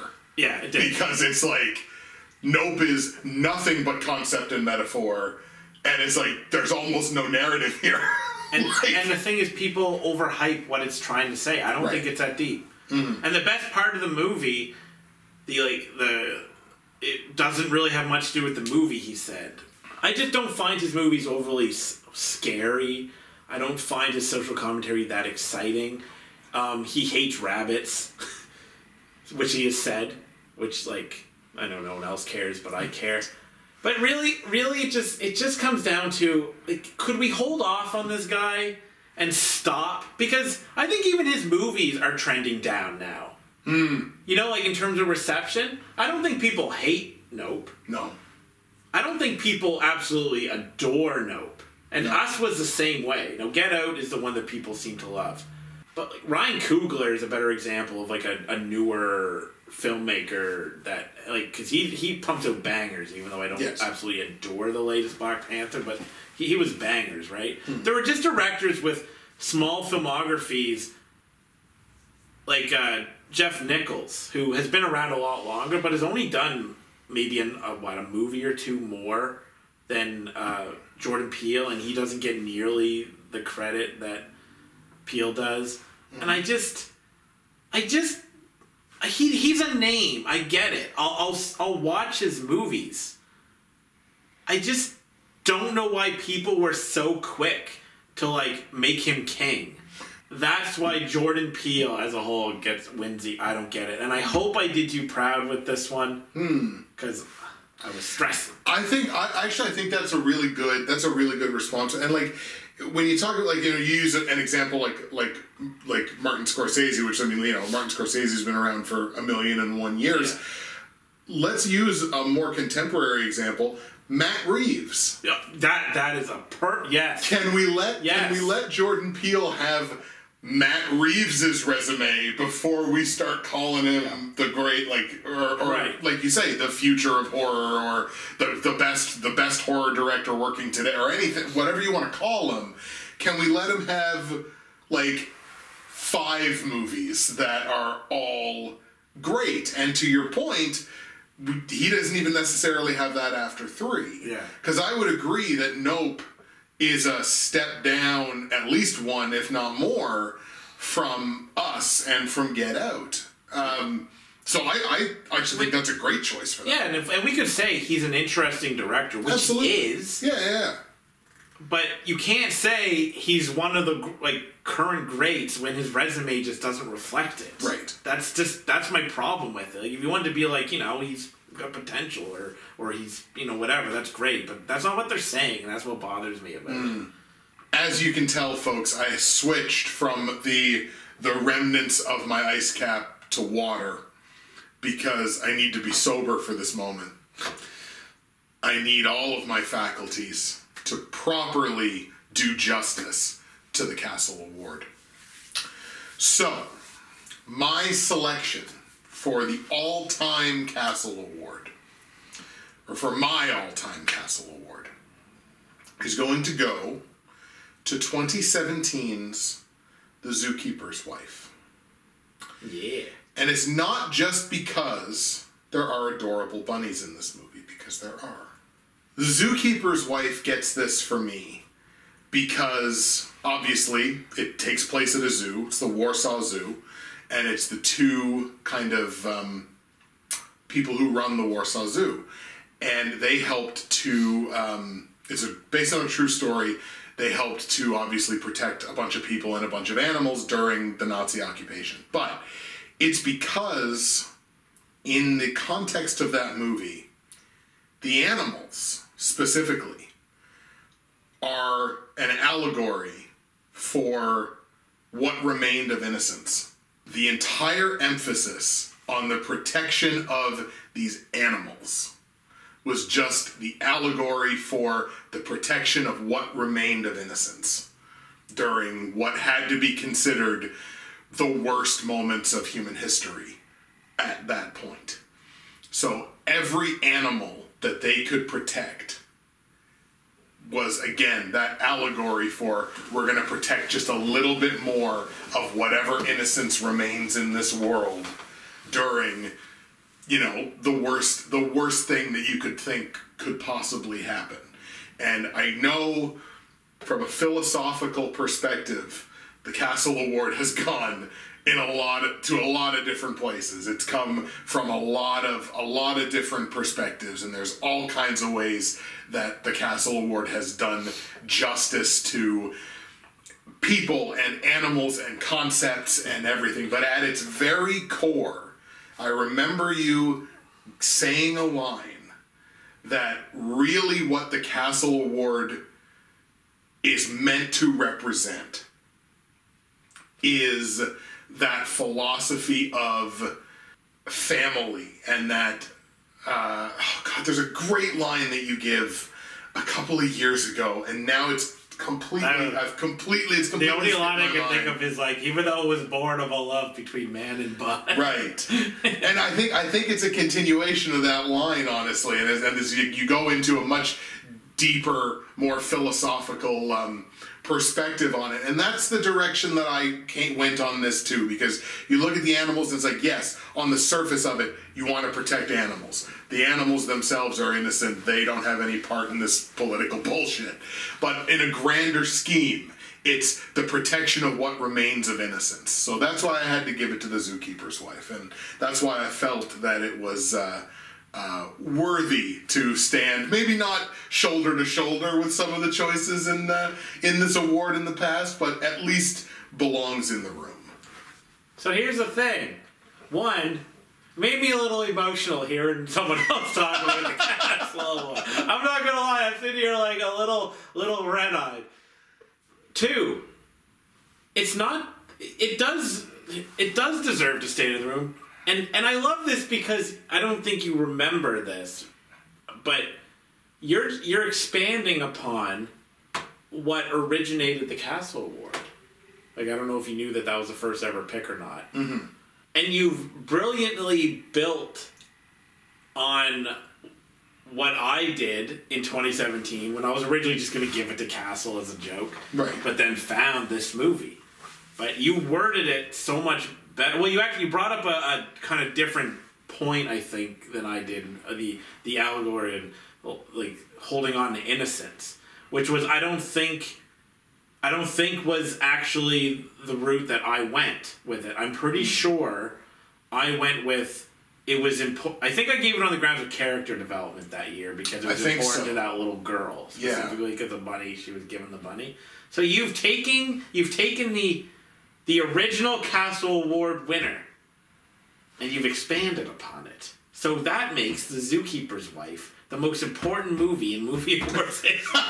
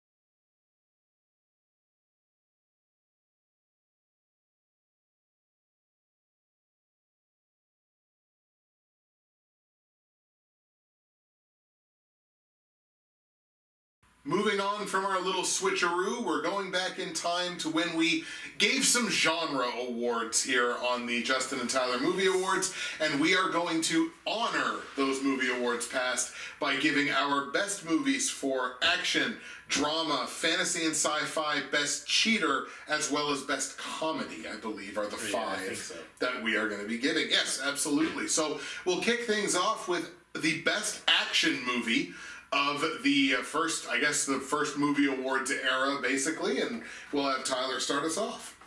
I really only had one honorable mention here. The first John Wick is an honorable mention. But my winner, Kingsman: The Secret Service. Oh, yes. So we can't speak about the fourth John Wick, because that's this year. So sticking to, like, the trilogy, John Wick has become a better series. Oh, yes. Like, by far. But I would still argue that of the first three movies, Kingsman is the best of the John Wick. Like, it beats all the first three John Wick movies. Oh, I get you. Okay, yes. Right? Because Kingsman started up here and is going down. John Wick has probably remained, like, the original trilogy of it has, like, been really consistent quality, I think. Mm-hmm. But Kingsman is a brilliant action movie that has kind of come and gone a little bit. Like, yeah, it's got it's got two sequels, a sequel and I think a prequel or whatever. Yes. But I don't know that anybody cares that much. I don't really care anymore. But if you were to put up any action movie, just like pure action movie, I know there's lots of movies with action, and I don't include like superhero movies in any of these genre awards. If you put any action movie against Kingsman, I think Kingsman is better. Kingsman is one of the all-time great action movies. And we were so lucky to get it in the first real movie awards, because 2010 is weird. Kingsman is funny. The action's super inspired. Mm-hmm. The part where he just murders everyone, then walks out and didn't get shot is a fantastic scene. Great performances, great music. It's basically a perfect action movie. So my pick for this does kind of dance the line there with another genre, but I feel like the action in the movie is such that it more so belongs in this category, and the action is to such a high quality that I still think it deserves the spot here, and that's War for the Planet of the Apes. Oh, that's a good, interesting pick. So I could very easily have gone, obviously, best sci-fi with this. I went in a different direction with sci-fi, and I think it my winner there more belongs there than anywhere else. Of those three Apes movies, obviously, the action is at the highest in the movie called War, which who would have thunk it? But I think just the caliber of the action scenes in that franchise only get better. Is less, there's not a ton of action in the first one. The second and the third definitely ramp it up, and it's no shock that Matt Reeves is at the helm of those two movies. It does kind of tiptoe that line with, because there's plenty of drama obviously in that movie, but if you had to characterize it one way or the other, I very firmly characterize it more as an action movie than as a drama, and the caliber of it there is such that I had to give War for the Planet of the Apes the nod in this section. There's a lot of superhero movies, like we said, obviously, that could sit here, but I'm going to go with War. Yeah, you mentioning the genre thing actually tells the audience why we stopped doing this. Yes, 100%. One, because it's hard sometimes to put it in one specific genre, and the other reason was because we felt that it spoiled too much for later on in the awards, so we dropped it. But, hey, look, you're never going to see me just poo-pooing on either of the Dawn or War. Actually, I do like the first one, too, but I love Reeves as well. I don't think War's as good as Dawn, but you're probably right in terms of action. I don't really remember the action sequences much at this point, but yeah, you're probably right. It probably has better action than Dawn. Yeah, a lot of action. The action is much higher. The gunplay is much higher. I mean, look, it's not. I would say Kingsman is probably actually more deserving in this spot. The more I kind of sit and think about it, and it's tough to not put a John Wick in this spot either. Yeah. But we move on now to Best Drama, and this is another one where, again, you kind of you kind of blur the lines, but I think this is very firmly, for me anyway, in this category. My pick for best drama is going to be Straight Outta Compton. Straight Outta Compton. Straight Outta Compton.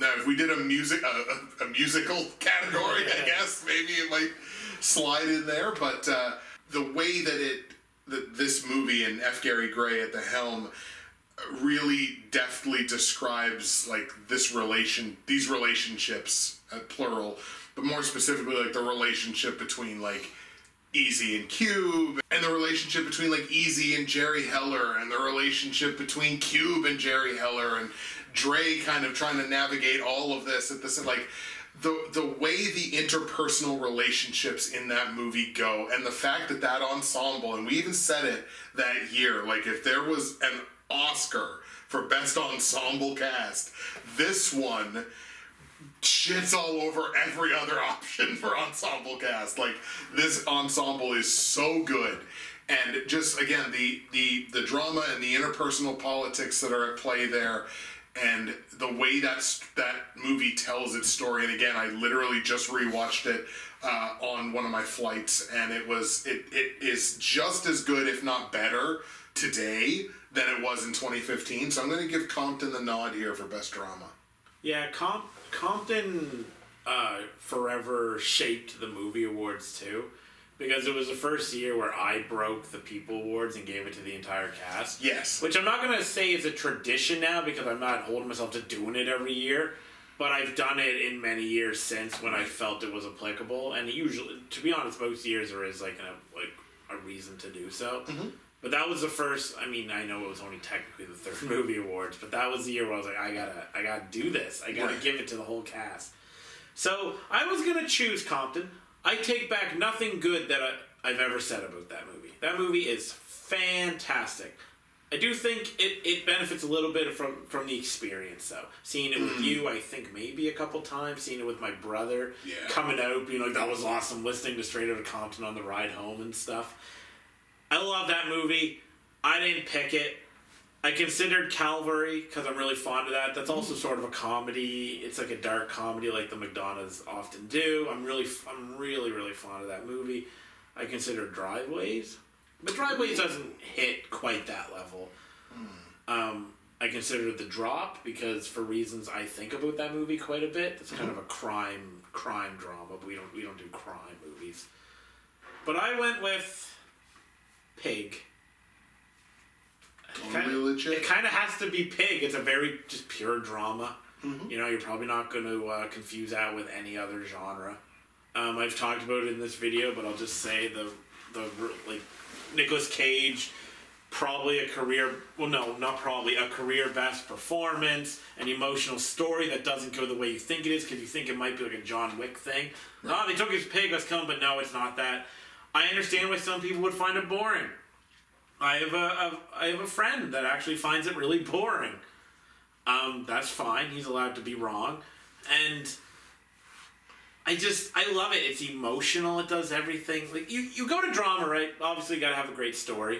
Gotta have great dialogue. It has all this. Gotta have the emotion. It has all this. Dramas really relying on powerful performances. I think if you probably went through our movie awards, you would find that quite a few of the best performances are dramatic ones, like drama movies, but I could be wrong with that. It's a hard drama to watch, because I have watched it twice. Mm-hmm. I don't know that I'll watch it again, because it really is kind of taxing on me, but it's going to win this, because it's just everything about it, directing, music, everything about it is pitch perfect. Yeah. I don't think there's anything I'd really change about it. So, best comedy film, just quickly, 22 Jump Street. I don't know when 21 Jump Street was released, but it must not have been in a year that we did movie awards, because I would have picked that. World of Tomorrow Episode 2, because it was really funny too. The Beach Bum. Get Duped was funny. Yep. Clerks 3 was funny, though also kind of more of a dramedy, I think, than his other ones. But I went with a pure comedy. Beavis and Butthead Do the Universe. Oh my god, yes! Yes, I love this. I knew you would. You love it every time it comes up. I do. Even last year, you were... And I didn't know this. Like, I did not expect this whatsoever at the 2022 awards.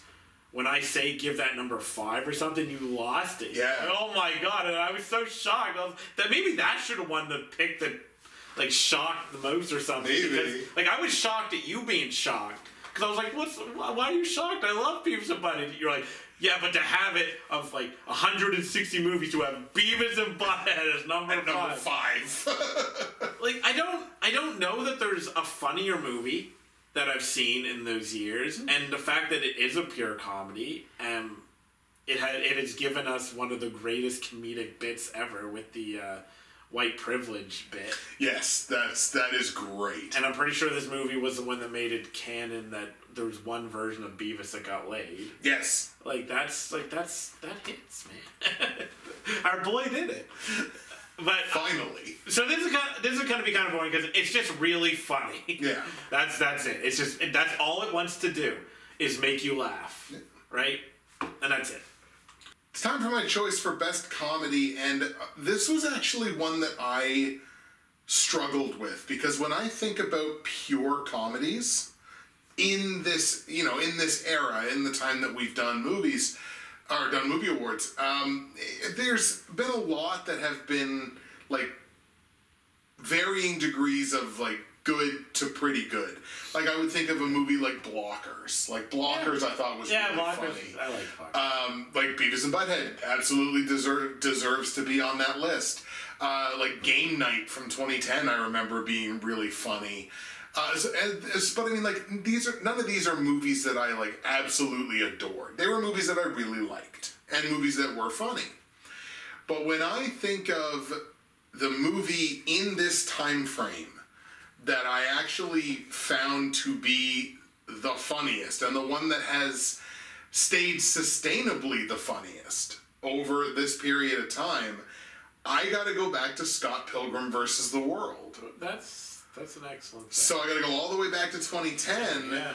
But like, not only is that movie like consistently funny and still consistently funny, and just a movie that when you watch it, it's just a big smile the whole time. Like this movie just brings me joy, and is objectively funny on the surface. But it's also just like, and the movie's so good too. Like I just like it's just such a great movie, and then it's also funny that I'm like, I think I gotta slide this in here. So there's definitely some competition from like pure comedies. Yeah. But as a movie that I think is objectively funny and also objectively great, I'm gonna slide Scott Pilgrim versus the World in there. I think it not the single funniest movie, but I think the best overall comedic movie in this time frame.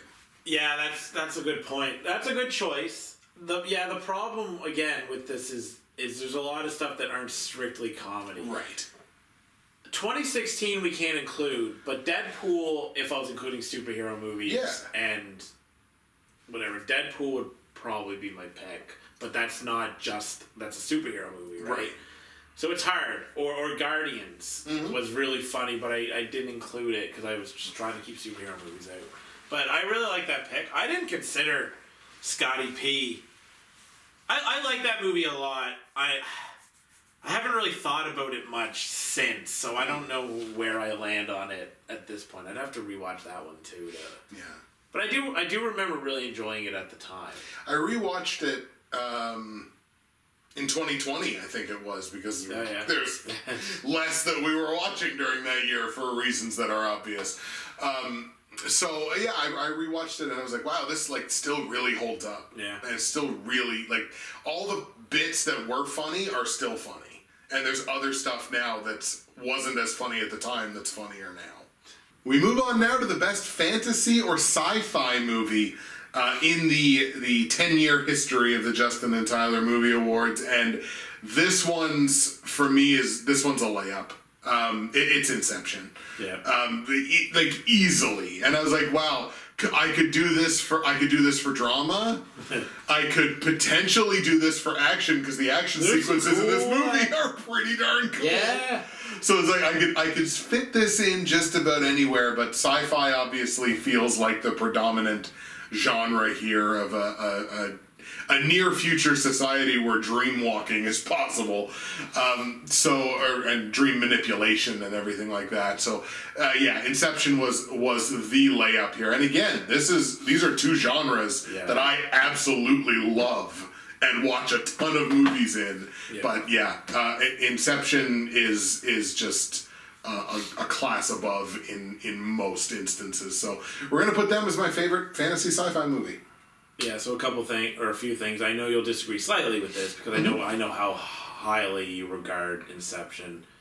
I'm pretty sure you gave it your movie of the decade when we did that. I believe so. So I know, but Inception is outside of the Batman trilogy is basically peak Nolan. I don't think Nolan will ever make a movie half as good as Inception at this point. Right. I don't think, because Inception is glorious. I had it as an honorable mention. That's why off camera I was like, I know your pick. Because I was like, oh yeah, Inception's in there. I was like, that's Justin's. I'm more of a sci-fi guy than like sword and sorcery fantasy. I like fantasy and magic in more contemporary settings. You know that or certain things like that. That's why I like Final Fantasy. Not that all of it's contemporary, but I do like I like sci-fi with magic and stuff too.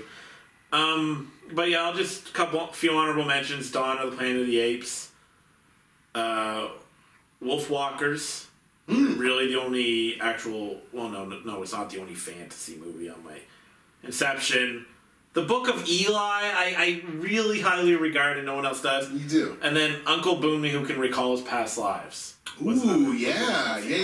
But my winner, Blade Runner 2049. Wow, okay. That might be Villeneuve's best movie. As much as I love Sicario, I'm not sure. It's really hard to pick my children when it comes to that one. It's true. But I will say, Blade Runner 2049 is the most beautiful movie, sci-fi movie. It's more beautiful than any movie on my list. Even Uncle Boonmee, which was like directed super, super well. Mm-hmm. I didn't care about Villeneuve doing a Blade Runner movie when it came out, but then I saw the trailer and I thought, oh, that looks really cool. Yeah. But I'd rather see him do something original. And now he seems to want to do properties that are already, a thing, but that's fine. Yeah, I'm pretty astounded by this movie, and I didn't give it my #1 movie of the year. I gave it to Logan. Mm-hmm. But in retrospect, I should have given it to this. I think about this movie more, and don't get me wrong, Logan is brilliant. No hate whatsoever to Logan. No. But Blade Runner 2049 is a fantastic. I say it. You can hang any shot from that movie on your wall. Yeah. The story's really interesting. I remember seeing it for the first time on a late show with you and kind of being disappointed, but then thinking I did the movie dirty. So when it came out on video, I watched it at home. And I was like, oh yeah, this movie's brilliant.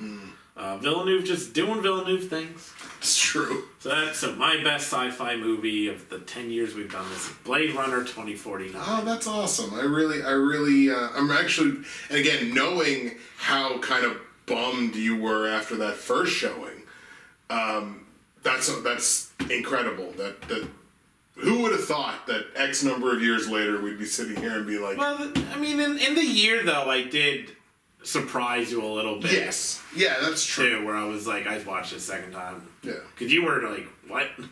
I talked to you extensively about this after the movie. You didn't seem to... That's why you gotta watch movies a second time sometimes. It's true. Alright, so for Best Cheater Film, we have Your Name... We have Tigers Are Not Afraid, Get Duked, Trash Humpers, and The Fallout. But the winner, the one that stands at the top, is Unfriended. Ooh. Not because Unfriended is better than those movies, alright? I think I prefer most of what I just said over that movie, even though I think Unfriended is a fantastic 9 out of 10 movie. It's this cheater movie that one Can't Believe I Loved, a consensus for both of us, just came out of nowhere. You know, like, it has a special place in my heart because it was such a shock. Like, Trash Humpers, loving a Korean movie, not a shock. Oh, well, there's Beach Bum too. And whatever else I listed, probably not a shock. But this was surprising. So I wanna show it love for that reason. Yeah. And that's why it's my best cheater. A found footage movie that didn't feel old. Yeah. And, like, yeah, absolutely. Oh, that's really good. You know what? I think it might have even slipped my mind that was a cheater. I'm surprised that wasn't even in your consideration. Wow. There have been a lot of, like, really, really good cheater options. Like, I mentioned one earlier in the video. Words on Bathroom Walls is a cheater, and that was like my whatever it was number 4, number 5 movie that year. So my choice for best cheater, and I suppose we should probably clarify. Like, you keep calling them cheaters. What's a cheater? In case you've never heard of this concept before, a cheater film, like an example for this year. So, like, a cheater film for 2023 would be, say, it was a movie that was produced in 2022, maybe even finished in 2022. The IMDb credits listed as a 2022 movie. However, it didn't receive a major North American theatrical release until 2023. So, like, it could have released at, like, some festivals. Yeah, it could have been 20 festivals. Right, it could have been a ton. But if it didn't get a major theatrical release in North America until the next year, then we consider it a cheater for that year. So, like, if you look it up anywhere, it's going to list as a movie from a different year. Like, a great example is, and it's not my number one, but I'll give it here. The great example here is Poupelle of Chimneytown. Right. That movie was made in, like, 2020. Yeah. But it didn't get a major theatrical release until 2022, which is when I saw it, and it wound up being my number one movie of the year that year. That's the concept of the cheater. It's like it was done in a particular year, but didn't get a major theatrical release until the year it's considered a cheater for. So just in case you've never heard the concept before. But my choice for best cheater movie is going to be Her. So Her technically was a 2013 movie, didn't get a major theatrical until 2014. This was another one that I could have considered for Sci-Fi, obviously, because it's like, you know, a love story basically between Joaquin Phoenix and an AI. So it very easily could have been in Sci-Fi, but then it's like, well, then where do I move Inception? And there's all kinds of problems with this. But in terms of a bunch of great cheater movies that I've seen over the years, Her is the one that stands above it. I had a huge emotional reaction to that movie, so we're gonna put Her in this spot from 20. We're gonna put her in this spot. We're gonna put her in the spot here for best cheater. I wish I would have watched that movie, but I had no interest the year it came out. Also, I was more reluctant to watch Cheaters. Yeah. For a few years of the movie wars, and then I decided I needed to start watching more Cheaters. Because you miss a lot of really good movies if you stay strictly to, it has to say 2023 on IMDb and whatnot. You just miss a ton of movies. Some of the great movies, like Tigers Are Not Afraid or whatever. Totally. You know, it's ended up being my number one movie, even though it would have been number 2. But the way I approached movies before, I would have been like, nah, I'm not going to watch this. So, and especially now living in a post-Panini world, for those couple of years, it was like, we have to expand the definition of this, or like we have to employ this, or else there's just a ton of movies that we're not going to be able to fit anywhere because it's just not going to work. Yeah, so. And something I've found a lot since I've expanded my own desire or willingness to watch cheater picks is that there's almost never a time now where there isn't a movie of some interest for me to watch. Even in January, there will be cheaters. Yeah. And I'll think, oh, that's interesting. So I don't go 2 months or whatever without a movie of some interest because there's usually a cheater. So it means I can watch current movies more often. The All-Time People Awards are now on deck, where we are going to shine a light on the best male, female, and directorial performances of the first Justin and Tyler Movie Awards era. And we'll start things off with the gentleman, the best male performance of this time frame, and I think we'll let Tyler kick things off on this one.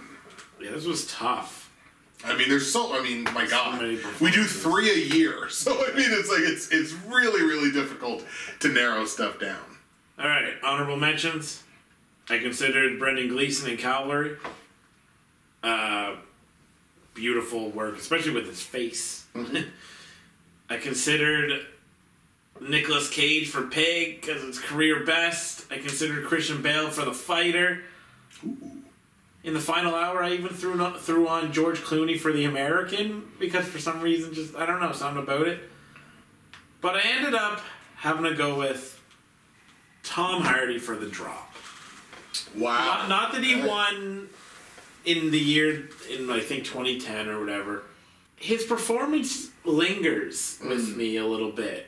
I talk about it, I mention it when comparing low-key performances specifically. Like Mark Rylance and The Outfit or whatever it was last year. Mm-hmm. I probably talked about Tom Hardy's performance. I don't know, I like these low-key performances where something else is kind of just boiling underneath the surface. Like there's more to this guy and you can tell from his mannerisms and how he talks.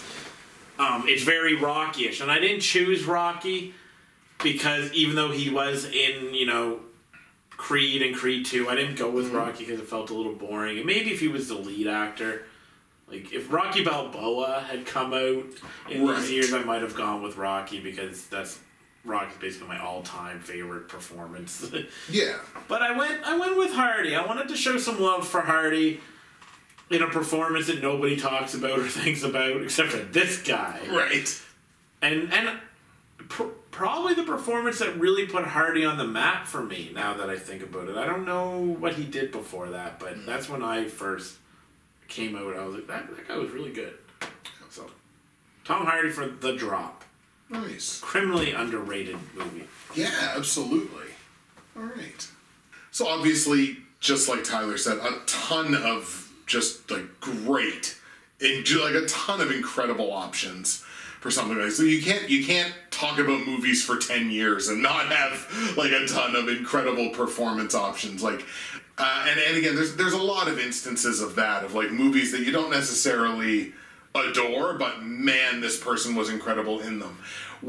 Sonny Seljuk in mid-90s, that movie might not stick in my consciousness as much as maybe I would hope it is, but that performance absolutely does, especially where it kind of comes out of nowhere. Who's this Sonny Seljuk person? And all of a sudden, bam, here's one of the greatest performances you've ever seen, especially from someone that young. Timothée Chalamet, we've talked about him at length, that I like him so much. Even something like a Liam Neeson in a movie like Chloe, or there's all kinds of incredible options here. What it boiled down to me was 2 performances by the same person, and they're the ones that I really batted back and forth. What I ultimately landed on was Leonardo DiCaprio, not for Inception, but for Shutter Island. Yeah. And the reason that I gave the nod to him for Shutter Island instead of Inception, I like Inception more as a movie, but with Inception, he is insulated by a larger, better cast. Yeah. With Shutter Island, obviously you have, he plays kind of and I think, Mark Ruffalo in that movie is step for step with him in Shutter Island, but when you look at Inception, he's step for step with Tom Hardy, who you mentioned, Joseph Gordon-Levitt. There's all kinds of great insulatory, to coin a phrase, performances in that movie where the ensemble there is amazing. But just in terms of a singular performance in Shutter Island, he is magnificent in that movie. And he's such an incredible actor, just like kind of on the face of it, and still getting it done, obviously, today. I had to give the nod to him specifically, we're going singular performance, specifically in Shutter Island. I really like this pick. And you're right. When you said Leonardo DiCaprio, my mind wouldn't go to Inception, because I don't think... I wouldn't know him for Inception, but Shutter Island, I instantly felt it in my heart when you were like, Shutter Island. I was like, yeah, he was really good, and I didn't see that one coming at all, actually. I didn't really see the love of Shutter Island coming today. That's a great movie. It really is. So we're going to move on now to our best female performance of this era, and this is one of those awards, I'm just going to say it right now, I'm so sad that we didn't do this in 2016. Okay. Because when you think about 2016, Emma Stone in La La Land, Kristen Stewart in Personal Shopper, like the best that I had ever seen her, I think. For sure. In that movie.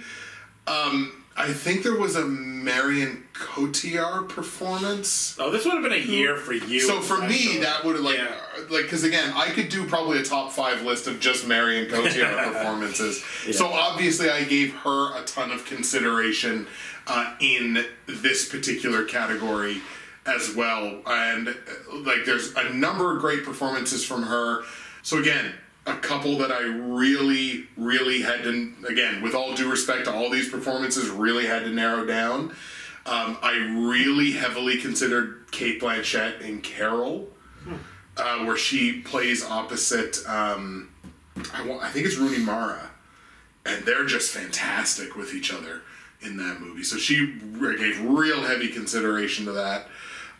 Frances McDormand in either 3 Billboards or Nomadland. Anything she ever does. Basically anything that she ever touches. Where I landed, once again, where I kind of landed with this was there were 2 performances from the same actress in the same year that I had to at least give some consideration to, although in this case, different from the Leonardo DiCaprio case, I did think one of them was like objectively a weaker performance than the other one, so I didn't have to debate this too long.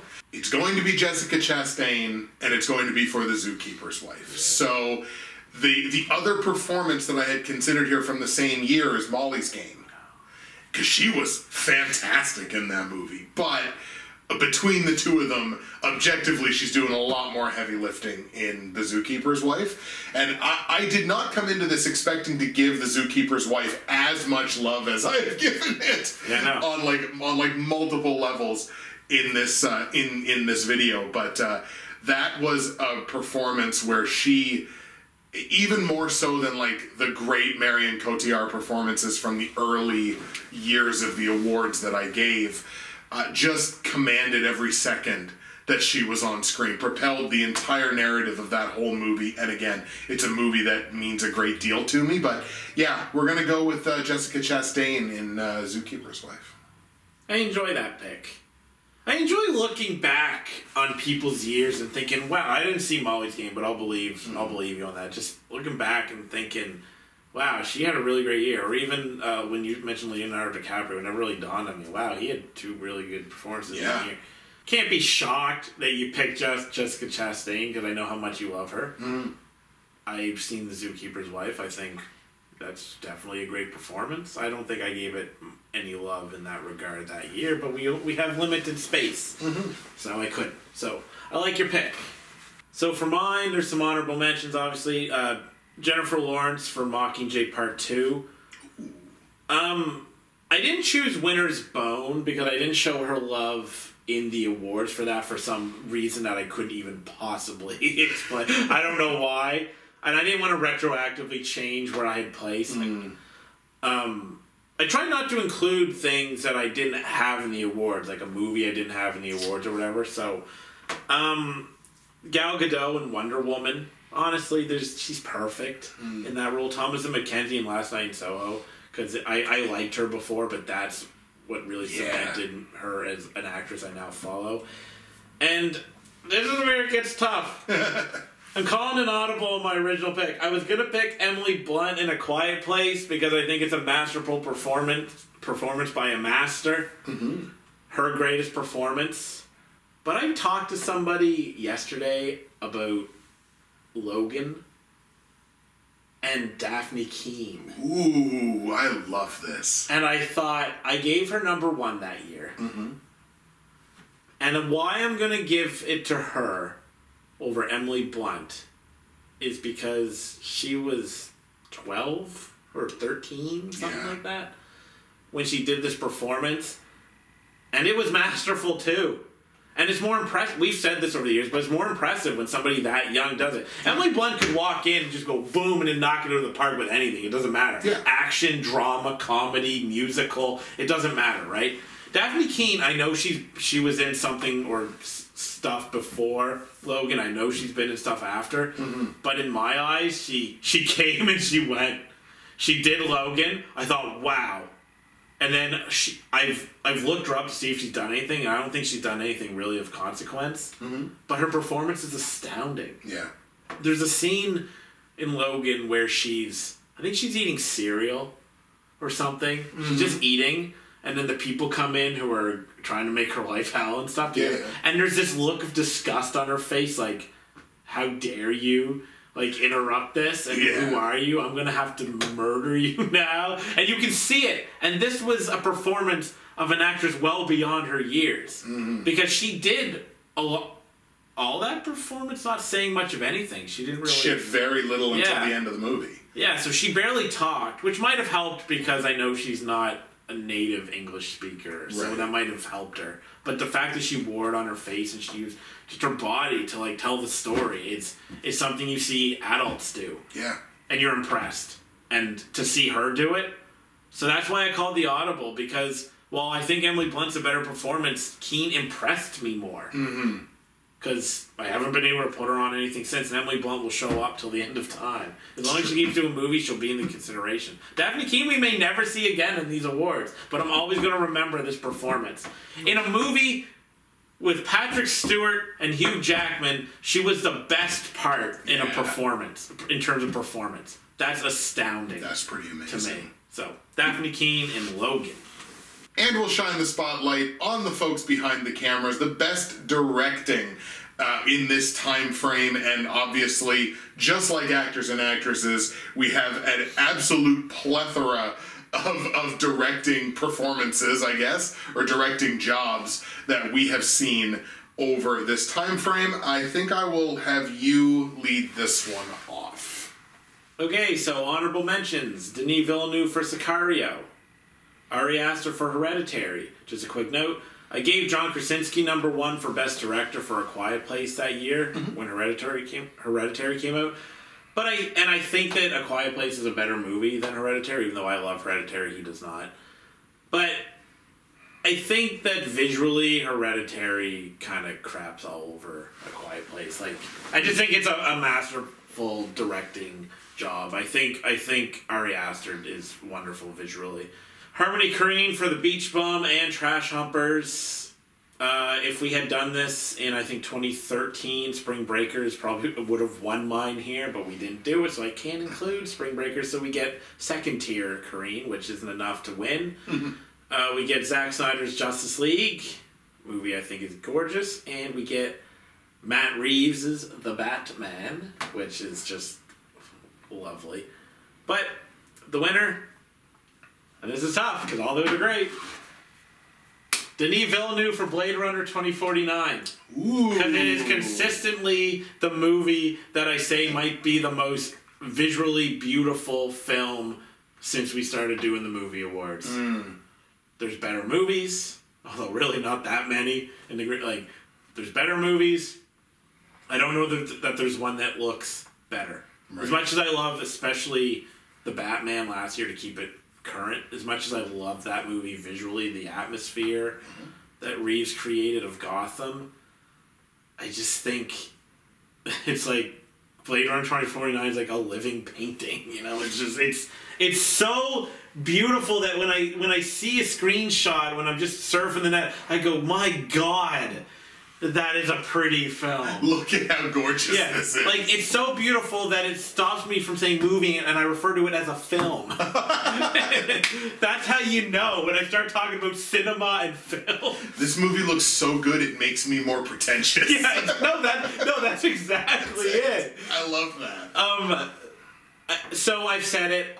I said it earlier. Put any screenshot of that on your wall. It's gorgeous. There's scenes like Ryan Gosling going through the fog or whatever it is, or Ryan Gosling looking at Ana de Armas's when she's the big projection or whatever. The "You look lonely, I can fix that." Yeah, that just, my God, like Villeneuve is one of the most talented directors to have ever done it. Exactly. And he's Canadian. He's ours. Yeah, he's ours, and I think he's the best Canadian director of all time. And that's funny because James Cameron's Canadian. Right.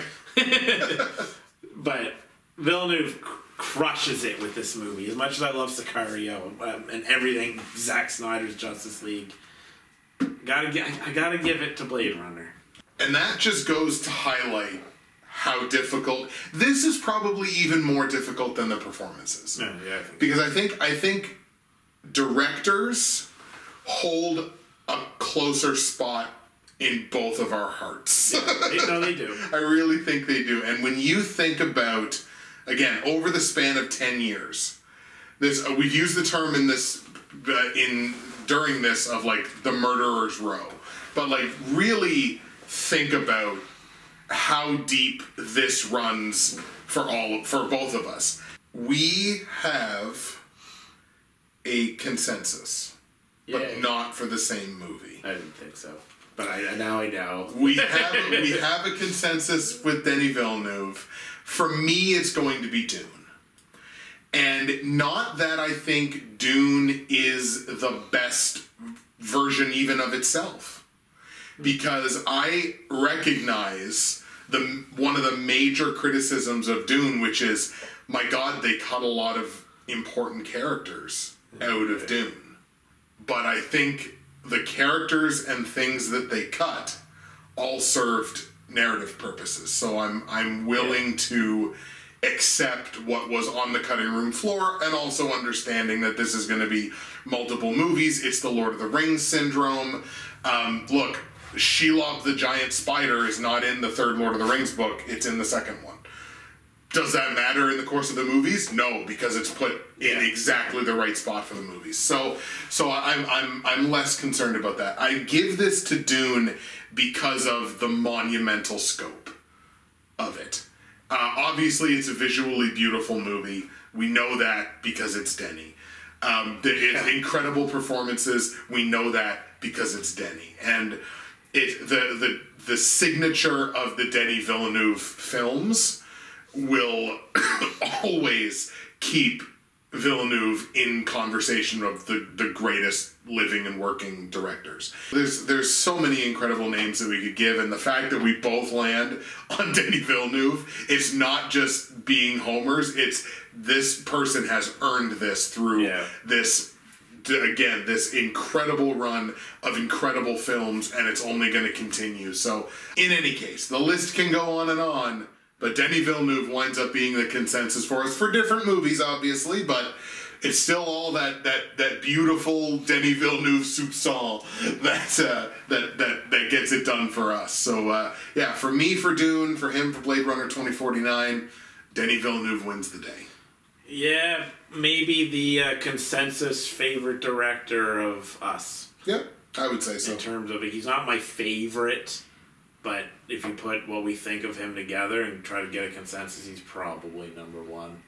Now, if you want to call it a main event, we're going to call it a main event. Our couple of top 5 best of this entire era lists in terms of movies, and we had to split it up just because the superhero movie has been so dominant over this time period. There's been so many of them and so many that we have loved.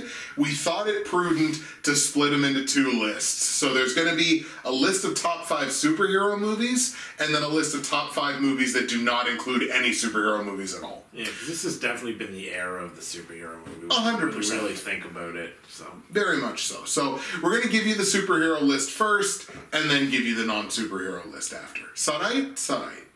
Alright, so I'll go first. And I have to say this again. We didn't do 2016, and Batman vs. Superman and Deadpool would have drastically changed my list had we done 2016. Right. But unfortunately, I can't include them, and I really want to. But I can't. So, honorable mentions. I said honorable. Logan, Deadpool 2, Wonder Woman, X-Men Days of Future Past, and The Suicide Squad. The good one. So I could have done a ton of honorable mentions. I didn't. I just decided to stick to the top 5 list because I have a pretty super, and I mentioned to you off screen, I have a pretty super delineated top 5. And after that, you have a very large list of movies that I all feel mostly the same about. So rather than taking like a half hour last night probably and being like, okay, let's move this one out, do this, just for the sake of honorable mentions, I didn't worry about it. So we're going to stick with my pretty strongly delineated top 5, which begins with a number 5, Spider-Man No Way Home. Specifically No Way Home. I had the most, I would say, emotional reaction to any of the 3 Spider-Man movies so far. With this one, I thought the villain work in this one was as good as any of them, if not better. I loved the fact that we got to peek back into Tom Holland, or not Tom Holland, to like Andrew Garfield's Spider-Man and back into Tobey Maguire's Spider-Man, and just to get those looks once again, to revisit those characters who, there's some people that still feel like both of those actors got done super dirty and like should have had longer runs with the character and whatever, and to get the taste of both of those characters again was just, again, really, really, really emotionally evocative, and to see all 3 of them on screen at the same time. So of all the Spider-Man movies, that one's certainly my favorite one, and it stands above most of the other ones in the genre. I mean, that's the best. That might be the best MCU movie since Endgame. Right. Right? I don't think there's anything that's as good as it. Right. So, it's got that going for it. Yeah, I love that movie too, but I also love superhero movies, so... yeah, no, good choice. Who'd have thunk it? Alright, I'll go into my number 5. Guardians of the Galaxy. This is the funniest superhero movie, because I can't include Deadpool 1. Right. I would have knocked this off for Deadpool 1 just because I'm putting this on for the grounds of being funny. Also, I love the Guardians. Mm-hmm. But this is easily the funniest MCU movie. I ended up caring about the characters a lot. Rocket's still one of my favorite MCU characters.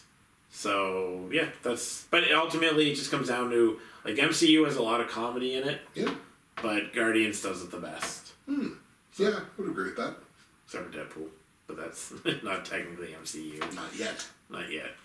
My number 4 on the superhero list is The Batman. And again, Matt Reeves crafting an incredible Batman movie, an incredible vision of Gotham City, which we, again, you put like Reeves's vision of Gotham City versus Nolan's version of Gotham City, and it's like, it's interesting to kind of compare and contrast the two. I don't think you necessarily need to put them in direct competition with each other, but it's really interesting to kind of compare and contrast the way they visualized those things. Again, really interesting choice for Batman, and I thought our Pat's Batman. I thought he did a really good job. A surprisingly good job, but at the same time not super surprising. Maybe this would have been a little bit higher had there been and I talked about this before. I just really wanted to see like that 10 to 15% more Paul Dano. Like, I just wanted to see a little bit more Paul Dano because I thought he was incredible. So just like, give me that little bit more Paul Dano in the movie. But Paul Dano's had a pretty excellent couple of years, actually, come to think of it. But the way it feels, the way it looks. Again, Matt Reeves, I think, is basically borders on a genius level at this point. So I'm going to go with Batman number 4. Yeah, whereas you would have liked to see more Paul Dano, like 10 to 15% more, whatever, minutes more, whatever, whatever you said. I wasn't even listening. Percentage. I want to see 10 to 15% more action. And Yeah. I know that Reeves said it was more a detective story, and I'm fine with that. But the action was so good when it happened that I was sitting there thinking he could do more action, and it would be so friggin' good. Not that he needs to flood the movie with action. That's not why I'm saying it. It's just when you have the scene where him going through the darkness and the gunshots are lighting up, and it's just and it's so quick, but it's so cool. Or the final bit where it comes through the roof and just kicks ass. I love that. So just a little bit more of seeing Batman beat people up. I just on a personal level I would have liked more, but that's a great movie, and it's so great in fact that it's also my number 4. Hey, look at that. I think I actually thought it might be a little bit higher for you. Well, it's the competition. Here's something you gotta understand Yeah. about this. My top 5s are all 95s, probably? 95s, 10s, you know. Right. I love these movies. So, I'll just add on, you were talking about the contrast between Nolan and Reeves as Batman and how it's kind of fun to compare them. Yeah, it's fun to compare them if you're not an idiot who needs one to win and one to lose. Yes. Right? Because I love comparing them two because they are so drastically different in what they're trying to accomplish. But I love it. I love these different strains of Batman, you know? As long as Batman is dark, because I don't like campy Batman. It's just honestly not really my thing. But when you get dark Batman done calmly, there's not much better. And really, this could have been my number 1. The ranking doesn't really matter. I do it for the integrity of the list. Yeah. Right. That's the only reason. This could be number 1. The next one could be number 1. Number 1 could be number 1. Right? Number 1 might just be number 1. Yeah. But I love the Goat soundtrack, which I mentioned. I still love that soundtrack, even, almost a year. Well, no. Well, I guess not almost a year since it came out. But, you know, I love it. The performances are still really good, but I think are the weakest part of the movie if there's a criticism. But the directing makes up for that because it's such a gorgeous movie. Reeves is perfect for Batman, Definitely. Honestly. So, there you go. My number 3 on the superhero movie list for this era is one that you're not going to agree with. And it's Black Panther. Yeah. And I even kind of struggle with putting Black Panther ahead of Batman. This is the one where a pick that I would redo if I could would be no. Oh God! It's this one would be a flip flop. It would be one that I would kind of go back and forth on. But man, the way that Black Panther movie struck me and I think I watched this in theaters twice, and then I think I've watched it again since then. Just the way that it struck me, and the power dynamic and the relationship between the protagonist and antagonist, and just the way they put all of that together, and the way they built this world of Wakanda, which they talked about, but we never really got much of a chance to see, and getting that expanded upon, and just this movie just hit me at, I guess, the perfect time for it to have just like do max damage on my heart. So I'm gonna put it at number 3 for now, with the caveat being this could very easily flip flop with the Batman. Killmonger is a fantastic villain. Incredible. Obviously, Boswick is a fantastic Black Panther. Boswick? Boswick. Yeah, I don't know why I said Bos. That's fine. Whatever. We'll keep it in. It's Boswick. Chadwick Boseman.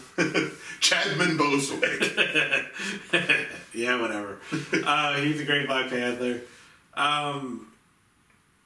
Coogler was like in his directing. I think that the marriage of social commentary and like Black culture from both like an African and American, the way that was blended, like hip hop, and then Wakanda, like, was super, super freaking cool. I really love that part of it. The only reason I take some offense to you putting this on your top 5 is because I think that the third act lets it down. I don't think Coogler directed a thrilling conclusion to a movie that had a lot of great build. It was great in every single other way. I just remember watching it, and maybe a second watch might change my mind. I just remember watching it being like, oh, this is feeling a little bit flat to me in the part where the punchy is happening. Like, really happening. I know it's happened a few times before that. But aside from that, I mean, dude, Black Panther is one of the coolest, like, suits in the MCU. Yes. Yeah, definitely. Like, his does. I don't know that I love the new one as much, but great suit. Like, everything about that is great. I just wish the third act was better. Fair enough. So we'll go on to my number 3, which is Avengers Endgame. Endgame is a great conclusion to, you know, if the MCU would have ended there, I would have been sad, because I love superhero movies, but it would have been a very fitting ending. The build was worth it. The only like slight issue is I'm not a fan of time travel, really. So when things have time travel in them, and I think they're great, they succeed kind of despite time travel, not because of it. I was scared at the time being, because I would think, where's the MCU going to go with this? And I still, like, I love the movies, but multiverse wouldn't have been where I went. Time travel wouldn't have been where I went, because it muddies things up. But Endgame is super emotional, great action sequences. There's sadness to the movie. I mean, also in Infinity War, but there's sadness there. It has Captain America saying "Avengers assemble" in an all-time great final fight scene. Oh god, that so great that it's in the video that you watched at the beginning of the video, right beside Castle. Like, that, my 2 favorite things are in there. It's an amazing movie. It really is. I could keep watching it, and I probably will. Yeah. And another problem though, is that it set up these expectations to people for somehow, like, oh, nothing has been as good since Endgame. Yeah. Like, no, of course not. What are you talking about? Endgame was the culmination of 10 years. You can only compare Infinity War and Endgame to what they're going to do with Kang Dynasty and Secret Wars, if that's what it stays as. We don't know. As of recording this, we have no idea anymore what's going on. So I love Endgame, though. Endgame is a fantastic movie. A lot of good endings for classic characters. You know, some sad, some in Iron Man, but Captain America gets to go back and live his life the way he wanted to. It's just an absolute, like, it still makes me tear up. I've seen it a few times now, and I'm just like, so it's very true. This is how you do it. This is how you build to something and conclude it.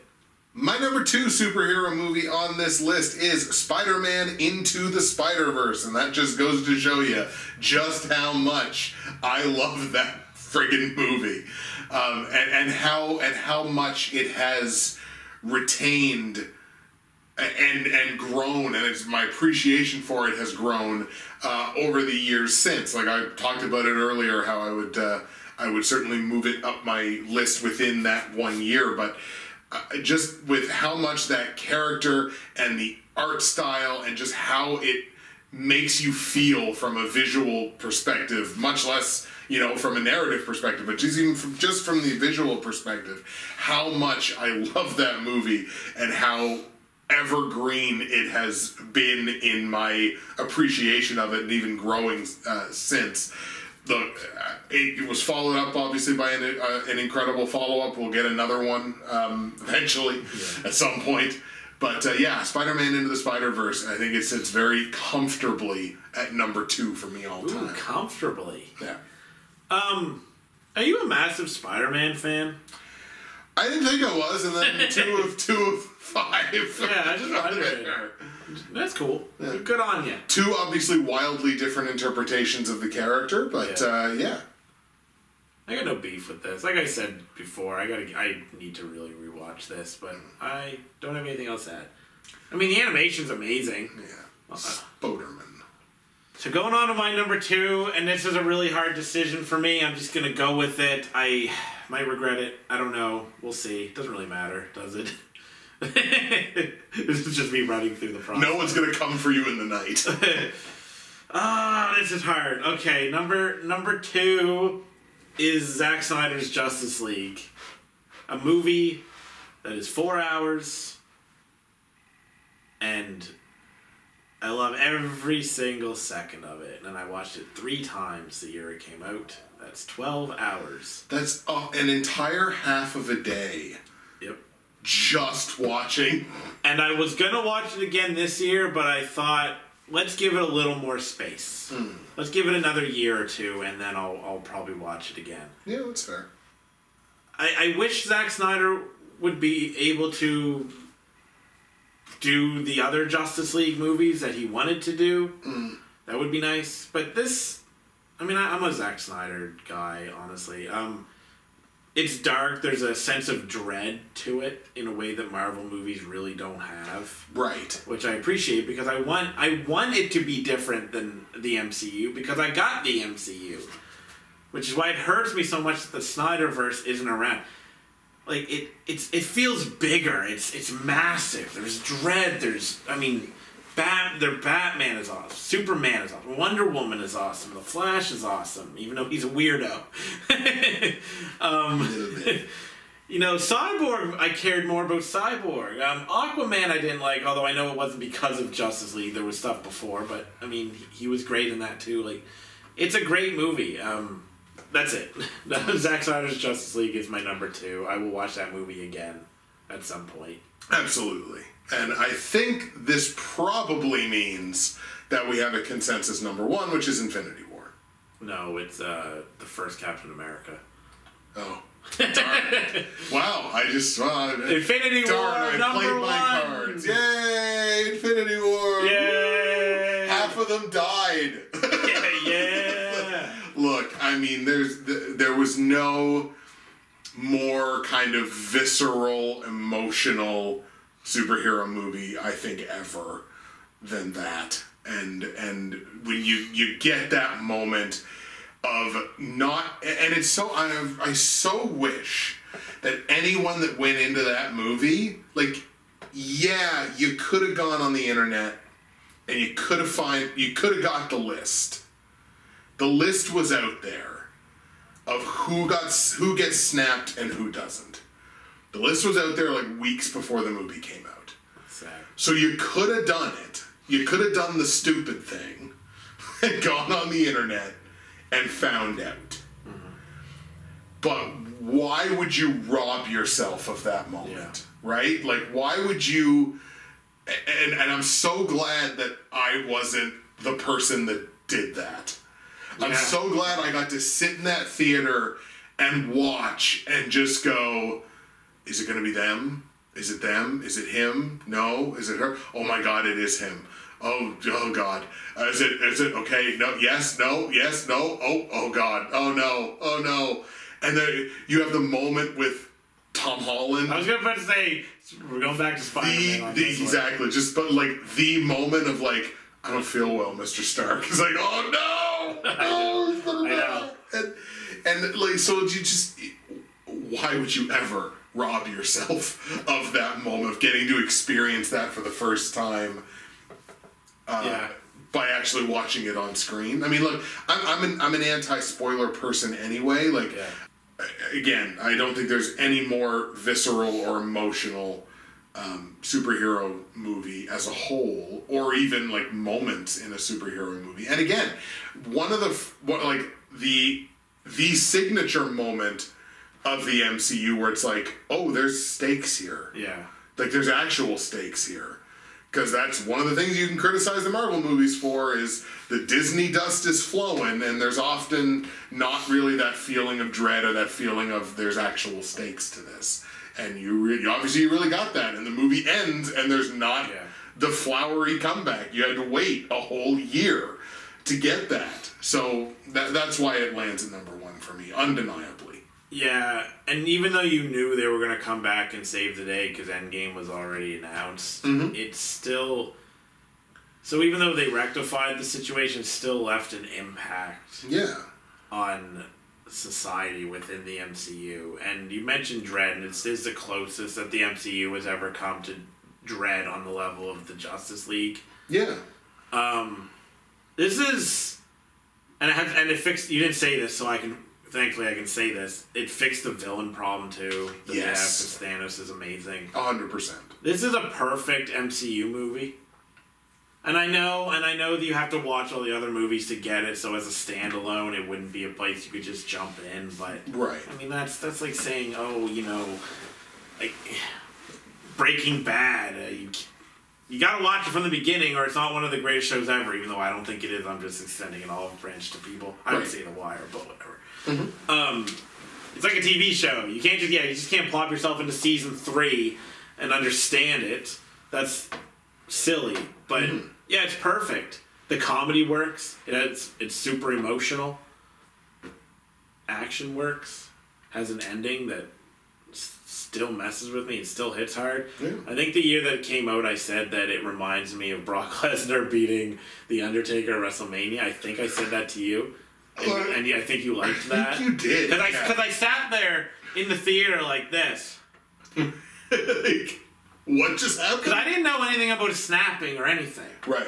I didn't know. I just went in. I watched it. And I was like, oh. And then even as the way how it would say the Avengers will return, it says that, and then it fades away. And I'm like, and it's really quiet. And I'm like, oh my God, this is perfect.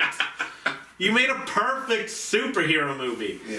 So yeah, that's why it has to be the consensus number one. I don't know what people feel about it versus Endgame. I don't know which one people like more. But I'm an Infinity War guy. I just think that's just brilliant. Yeah, definitely. I mean, Endgame's also brilliant, but as you heard, I had like a minor criticism of Endgame, whereas there's none. There's none here. Ain't got one. Can't find one. No.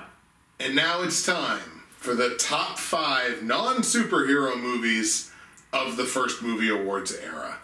In 2010... 2014, 2015, and then every year since 2017. So again, there are going to be some notable exclusions from this list, but they weren't in years that we did this. So, top 5, obviously we've got some honorable mentions here. I don't know how many you restricted yourself to, or if you did. I restricted myself to 4. And I was going to restrict myself to 3, and I'm like, I can't. I can't physically bring myself to do it. So I restricted myself to 4. My 4 honorable mentions here for the top 5 movies through the years, again, non-superhero. I'm going to put Her on there, because again, just an incredible visceral reaction to that movie. Shutter Island, which was really tough to cut out of my top 5. It sat there for quite a while, and it was like the last one to drop off of my actual top 5. And then a couple of animated movies, because I'm a big softie. It's Wolfwalkers, and it's Poupelle of Chimneytown. And both of those movies hit me in incredible ways for entirely different reasons. But you can also look at them as, somewhat similar, because at the core of both of those movies is a story between child and father. So, it's not lost on me that that's probably a reason why both of those movies hit for me as deeply and as impactfully as they did. So, again, I was kind of between those two, which one of these animated movies goes, and I'm like, I can't do it. Yeah. I would take one off and look at the list and be like, nope, and then take the other one off, put that one back, and look at the list, and I was like, nope, I can't do it. I cannot physically bring myself to do it. So those are my 4 honorables. So my honorable mentions: Kingsman: The Secret Service, Cavalry, Get Duped, Tigers Are Not Afraid, World of Tomorrow, Episode 3, and A Quiet Place. Ooh. I don't really know that I need to say too much. A Quiet Place, I guess, is one of the best horror movies, really, that I've ever seen. Honestly, Tigers Are Not Afraid would also fall in there. World of Tomorrow, Episode 3. This is a series of short films that consistently gets on my list. Mm-hmm. I think Episode 2 and 3, but maybe the first one, actually. I can't remember what years they came out. Get Duped. In the Year of the Panini, that won the cat. That actually cleaned up quite a few awards that year. Yeah. Cavalry, I just love, and I was so surprised by because I had no idea who the McDonoughs were at that point. I was wow, that's really funny and dark and cool. Kingsman, as I said, one of the best action movies. My number 5 best movie of this movie awards era. I'm gonna go ahead and I'm gonna give it to Dune. And again, I understand the major criticism behind it, but just for the fact that everybody said you'll never be able to make a good Dune movie. Like, there's too much there. You'll never be able to do it. And Denis Villeneuve was like, oh, I'm sorry, what's that? I just finished making this other movie that nobody said you'd ever be able to make a sequel to. Hold my beer. Hold my Canadian beer. And then he just went and made an incredible, immaculate Dune movie. And we should have got the second one this year. Yeah. And we would have if big Hollywood studios weren't wankers, which they are. Sad. It's very sad. I mean, look, we got it to look forward to in 2024, but damn it, we should have had it this year. But again, Dune, absolutely incredible. Shout out Canadian director Denis Villeneuve. Shout out Timothée Chalamet. Immaculate cast in that movie. All just play their roles perfectly. Every single one of them coming together to make this incredible sci-fi universe. I guess maybe like the big, aside from like obviously superhero movies, like the big sci-fi universe du jour, I guess, of the moment. I hope we get 20 more Dune movies. Like, I hope Denis Villeneuve is committed to making I just want to make Dune movies until I'm not making movies anymore. That's how much I loved this first one. So Dune, I'm going to give it number 5. Yeah, I mean, fair enough. I don't love that movie. I'll just jump into my number 5, and I've been thinking about this since you said it, but I think I'm going to do it. My number 5 is Blade Runner 2049. Hey, there you go. I don't know what else there is to say. We've talked about these movies. I've talked about Blade Runner a lot today. Beautiful movie, great story, deep. Everything he said about Dune, basically, he referenced Blade Runner. Like, people say you couldn't make a good Blade Runner. Yeah. Well, he did. Ta-da! Right. Or like, you'll never be able to make a sequel to this. He's like, I'm sorry. Yeah. So, I love this movie. It's one of my favorite sci-fi movies. I mean, probably of all time, honestly, but definitely since 2010. So that's my number 5. And we got a very brief moment in that, like basically the part of the opening sequence of that movie, where we kind of got our first indication of, hey, like, Dave Bautista might be a decent little actor. He did a good job. He might actually be somebody, and then as we found out, oh, he actually is. I guess something I could add is that I love Ryan Gosling, so having a movie with Ryan Gosling that I also really love is always nice, because we don't get to see him a ton these days. No, but it's like when he shows up, is like, hey, cool, like this is gonna be great, and he is consistently, like, almost always great. You ever watch a Funny or Die video, Ryan Gosling's acting range? I've seen it, yes. I love that video. My number 4 on this list of best movies of this era, I am going to go with War for the Planet of the Apes. And you might call this like a legacy pick, maybe, because, like, what a way to cap this incredible trilogy. Could I say it's my favorite trilogy since Lord of the Rings? I probably could. I think you probably could. I think I could probably fairly easily. I mean, we're talking like, it was 15 years or so after. Yeah, in terms of a self-contained trilogy. Yeah. Because we're not talking about that one that's going to be coming out next year. I'm very nervous. Forgot about that. Yeah, I'm exceptionally nervous. But if we just look at this as like the trilogy of Caesar movies, like just with Andy Serkis, like just incredible. Like, and the way that Andy Serkis plays the Caesar character, it's pitch perfect. You bring in somebody like Woody Harrelson to be that foe to play off of, like, oh my god, what an incredible choice there. Again, Matt Reeves with the last 2 of those movies, but especially with War, just capping off that story, that emotionally evocative ending to that story where he finally like fulfills his purpose and leads them to freedom and leads them to kind of their utopia, so it would seem. Just what a great way to cap that incredible trilogy, and it's such a phenomenal self-contained movie that I'm going to give it number 4. That's fair. I like Dawn more.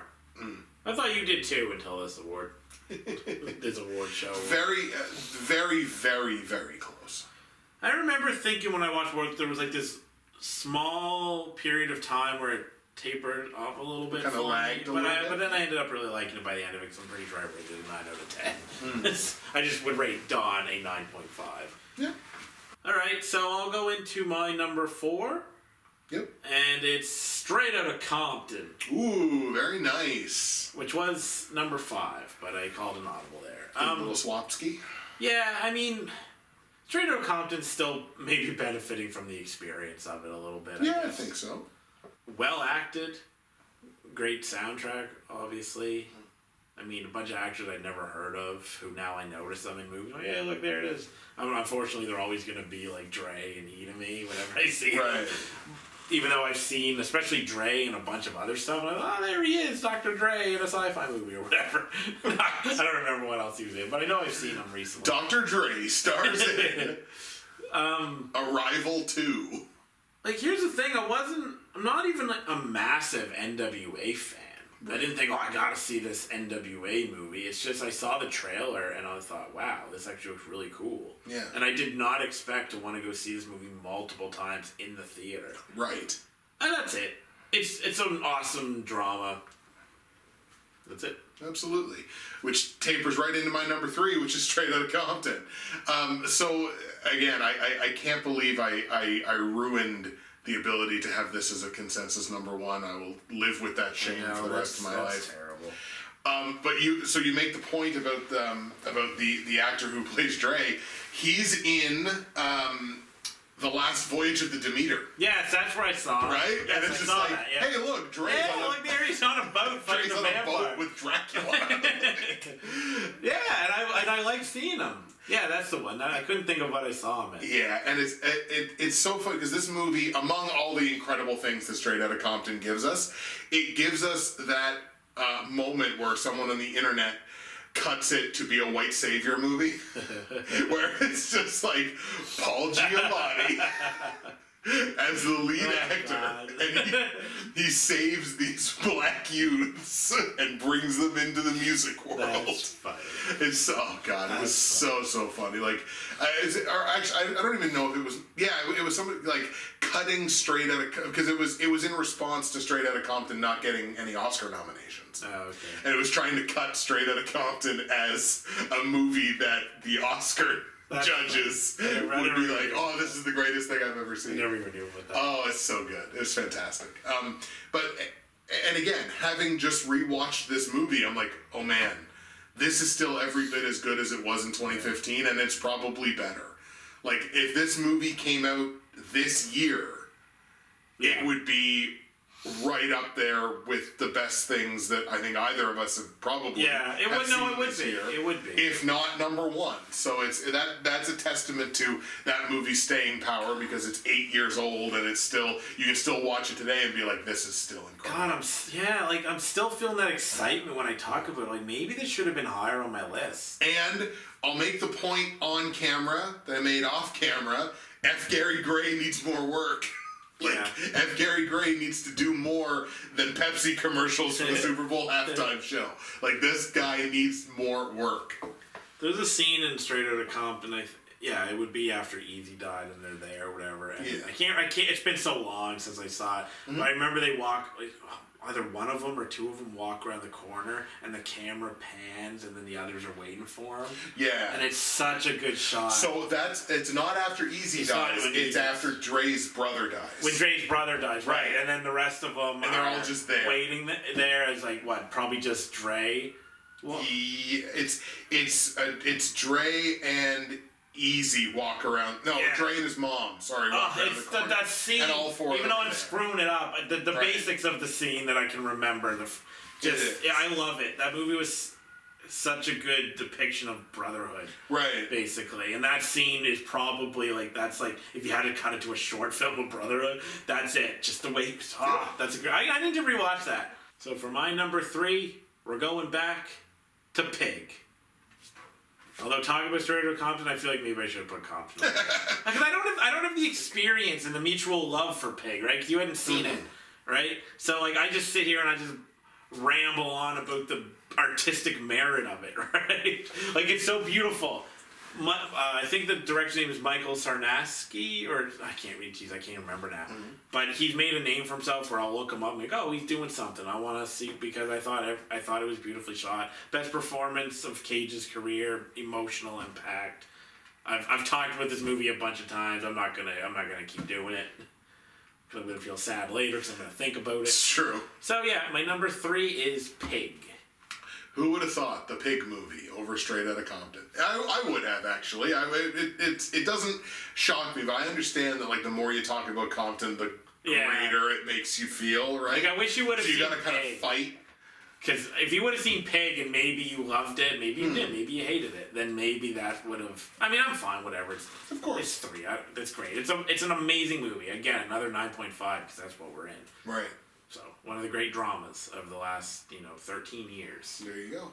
And honestly, when you described it to me the first time, so when it was like the freshest in your mind and the most passionate, I think, about it that you've ever spoken to me about it anyway, it did, like, I was like, man, even though I didn't watch this movie, like, I'm pretty sure after we were done that recording, I watched the trailer for it a couple of times. It was just like, oh wow, this I think I really would have liked this. Yeah, I wish I would have had the time. Yeah, absolutely. Yeah.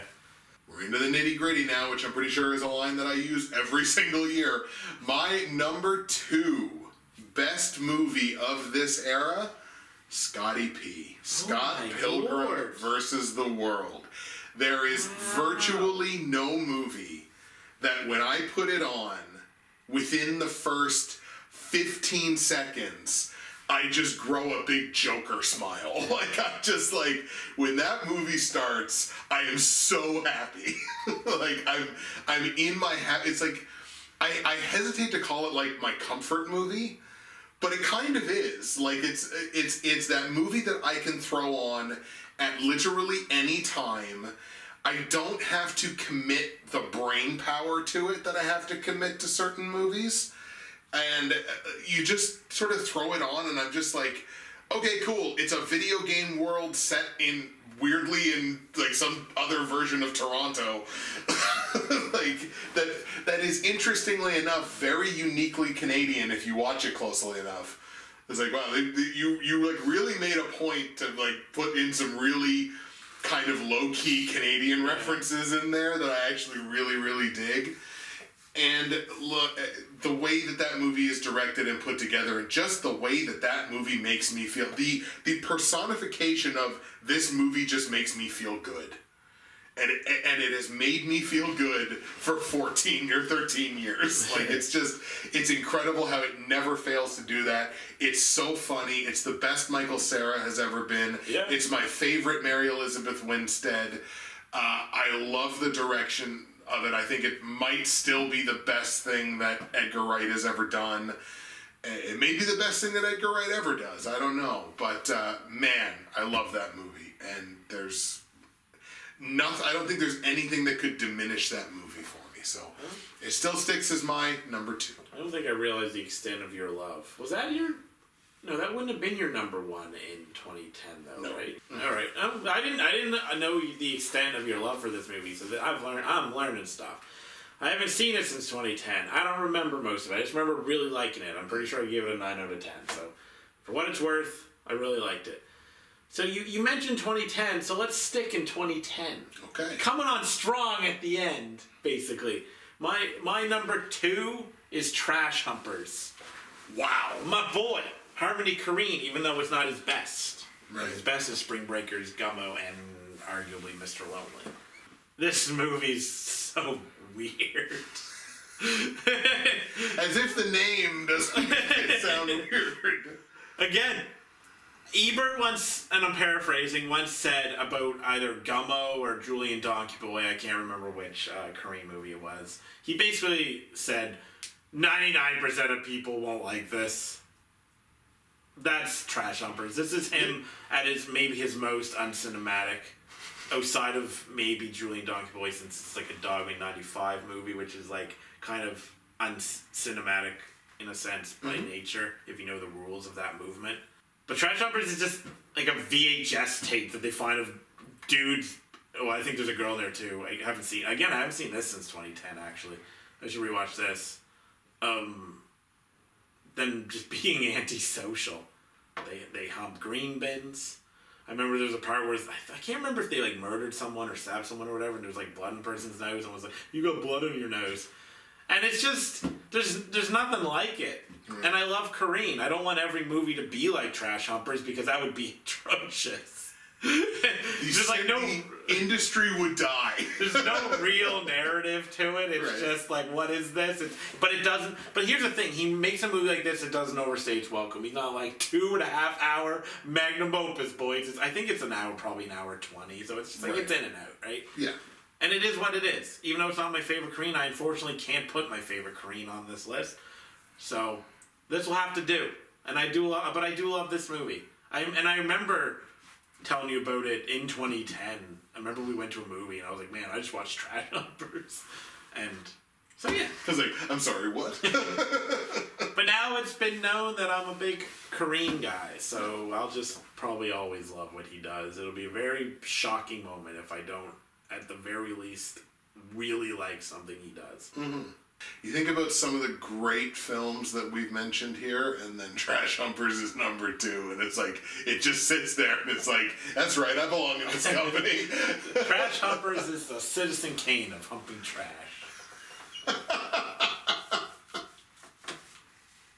But they just really give it to the green bins, too. Like, I'm thinking of it now, and they're just like, like, it's so good. It's so stupid. But anyway, yeah, they give it. Best performance, those people, for giving it to the green bins. Most realistic sex scene of all time. What are we doing? Talking about how many cream. What has our life become? We're in a very interesting spot right now. He knows my number 1. Yeah, I kind of stopped myself a little bit when I was like, wasn't it Inception? And I was like, oh, damn. So he knows my number 1 is Inception. And, I mean, for the litany of reasons that I've already talked about. But I tell you what really solidified it for me it was another movie that I got to watch again on one of the flights. Either to Portugal or from Portugal. I can't remember which. But I got to watch it again, start to finish, and to watch it again as the movie viewer that I am now, versus the one that I was in 2010. So you pick out a lot more of the subtleties in the performances and the way the narrative is told, and some of the stuff that felt very like, I don't want to say deceptive at the time, but like intentionally, like it's not a simplistic narrative because of the nature of what the story is. Like, you're talking about going into like multiple levels of dreams and time, like the way that time lasts longer in different levels, and like there's stuff in there that's not like your average kind of popcorn movie viewer, which no disrespect to anybody, but like is going to go in and just be like, I understand everything that's going on here. It's like you don't. And even like seasoned,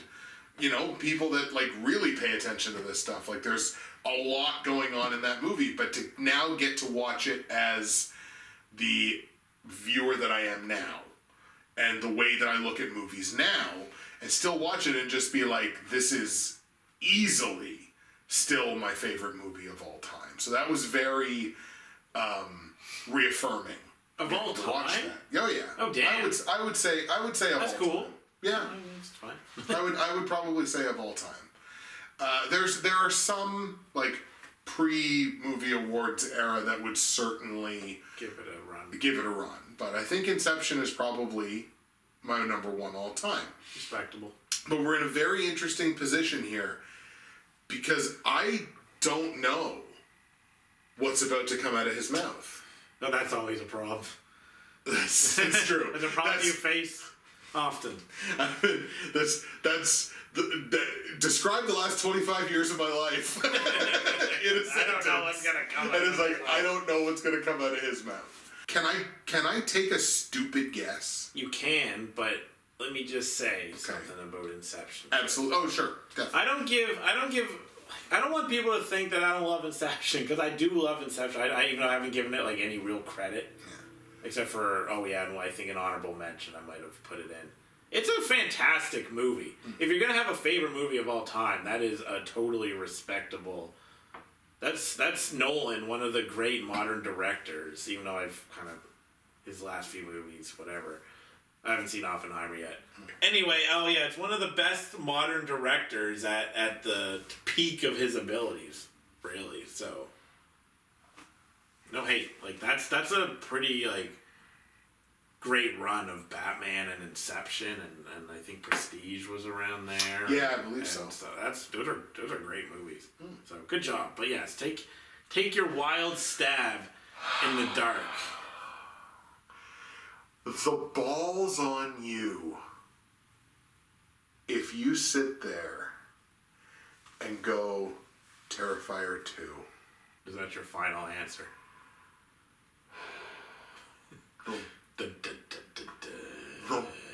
The ball's on you if you do this. Jeez. Wow. And like we got to be really careful here because God is coming down to judge you with the light. I know. I see it. I'm gonna. Yeah. Let's. I think you are the type of person that would not mention Terrifier because you've not mentioned Terrifier 2 once. Right. During this whole thing. But the ball's on you to say that. And have that be your number one. I'm going to guess it, and I'm comfortable. To quote Chuck LaCaine, I reserve the right to be wrong. Oh, that's such a good question. It's such a good line. Yeah. I'm going to say Terrifier 2 and be comfortable being wrong. Well, we'll make you wait for a second. I'll take it. I want to be right here more than I think I've ever wanted anything in my life. I love watching you just like have some crisis. Have an existential crisis about this, yeah. All right. Well, my number one best movie since we started doing the movie awards, the Justin and Tyler movie awards, formerly known as the Bridgewater's Finest movie awards, also formerly known as the DPC movie awards, Library Chess Productions. In conjunction with MediaDetour.com, your detour for media on .com. Alright, just throwing it back to all the stuff. Resident Movie Lover blog. That's true. My number one is Terrifier 2. Woo! Please tell me you're not fucking with me. Is it? I'm not. Yes. I love Terrifier 2. I wanted it. I wanted it willingly. It got there. Yeah, reference there. Oh my god, I'm so happy. It was so funny because you were setting up this moment, the exact same moment of last year. Yes. He knows mine, but I have no idea. And I was like, really? Are we repeating this 2 years in a row? We kind of did, but you got it this time. Oh, that's so awesome. So... here's the thing. I love you so much. I got the cojones to do it. I will see again. Your reactions are what are great because like I would have just came in and been like Terrifier 2, but you're like the balls in this guy if he picks it. I'm like sweet, like that just up to me. Oh man, this might benefit from recency bias. And the fact that we're in November and there's a teaser for the third one coming and only in theaters, but hopefully it hits the internet that I can see it. So it's like still kind of fresh in my mind even now. And the fact that it still lives when I especially talk to Robbie or whatever, it still lives. It's still going. Like, this experience of Terrifier 2 is still going. And that's really weird.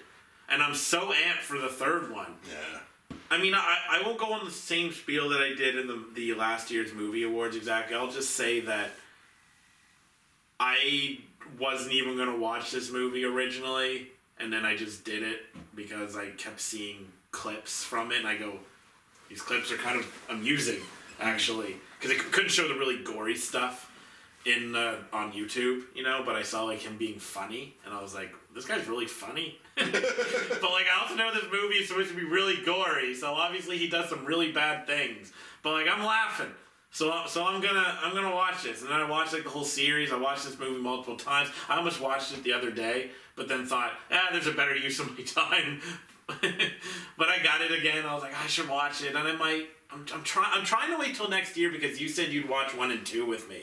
Yes. Like, especially if we can go see the third one together, which I don't know if our theater will get it. But this movie shouldn't be so beloved by me because I don't love gore, right? It's not a selling point. And it's not my favorite part of this movie. My favorite part of the movie is the story, which is surprisingly interesting. Art the Clown is, like, arguably the greatest horror villain in my eyes now, although I like Alien as well. Mm-hmm. Even the music is pretty cool. Like, the deaths are great, and a key contrast is, like, humor and silliness with, like, just grotesque acts of violence. Right. And it starts off great. I was like, what is this? He writes, like, art on the wall, right? As this guy's, like, pleading for his life, trying to get away. And I was like, what is this guy, like, what is going on? Then he goes and he washes his clothes after he kills this guy. I'm like, what? He's just sitting there naked. He's, like, reading the newspaper, and he's, like, laughing at the tragedy in the newspaper, and then he sees somebody, and somebody's like, what the hell's going on? He kills him before he goes. It's just messed. It's a messed up but really funny movie at the same time. And that's what works for me. Like, oh, hey, I'm laughing. Oh, no, I'm disgusted. Yeah, maybe in years I regret this pick, but I still feel that same amount of joy when I think about it. And I'll still occasionally find myself just sitting there, I should watch some clips from this. Or I watched like a whole video on Art the Clown and the timeline and whatnot of Terrifier, and occasionally I'll be like, I want to find an interview with the director, see if there's any new interviews, even though I've heard him talk about Terrifier 2 a million times, so I don't think he can say anything at this point that's original. Yeah, I love this movie. And that was such a shock to me last year, but we're here now. We're here. Oh my god, that's so amazing. Yeah. Compare and contrast the number ones.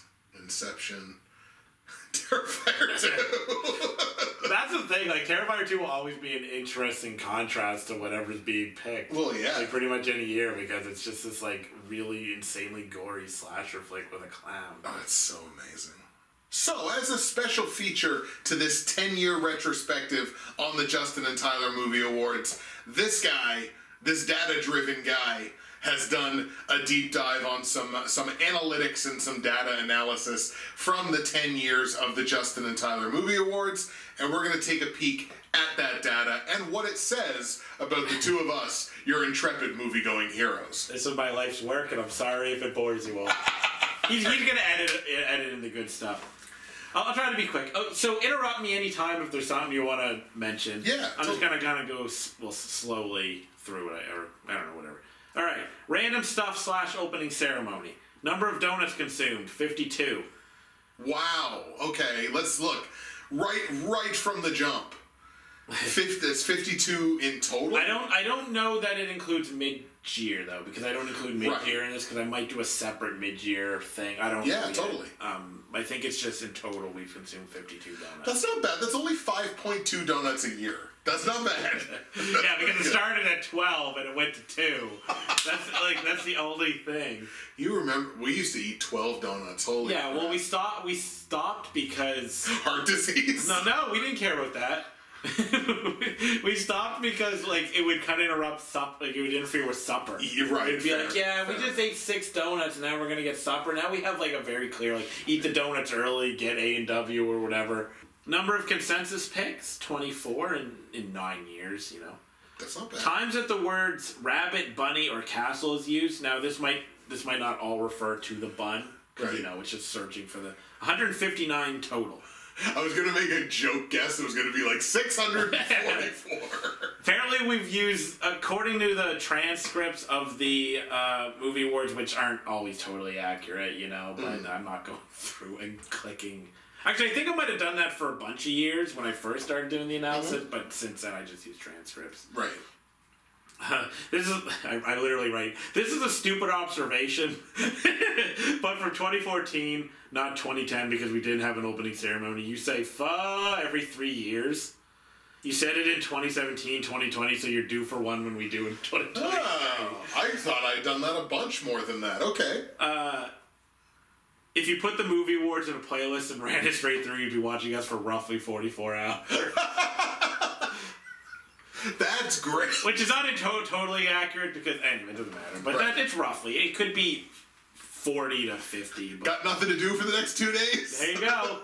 I kind of keep track of the characters that we play in the opening ceremony for Okay. Meteor. I'll just run through yours first and then mine. So 2014, you're normal. 2015, you're normal.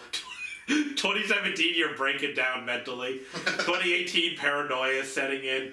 2019, you're dismissive of me. 2020, you got COVID paranoia. 2021, you're a money-fueled narcissist. 2022, you're excited for awards.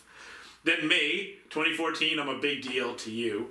2015, I'm normal. 2017, I'm unwanted / obnoxious. 2018, I'm unwanted / annoying. 2019, I'm a ladder match expert. 2020, I'm a COVID rebel.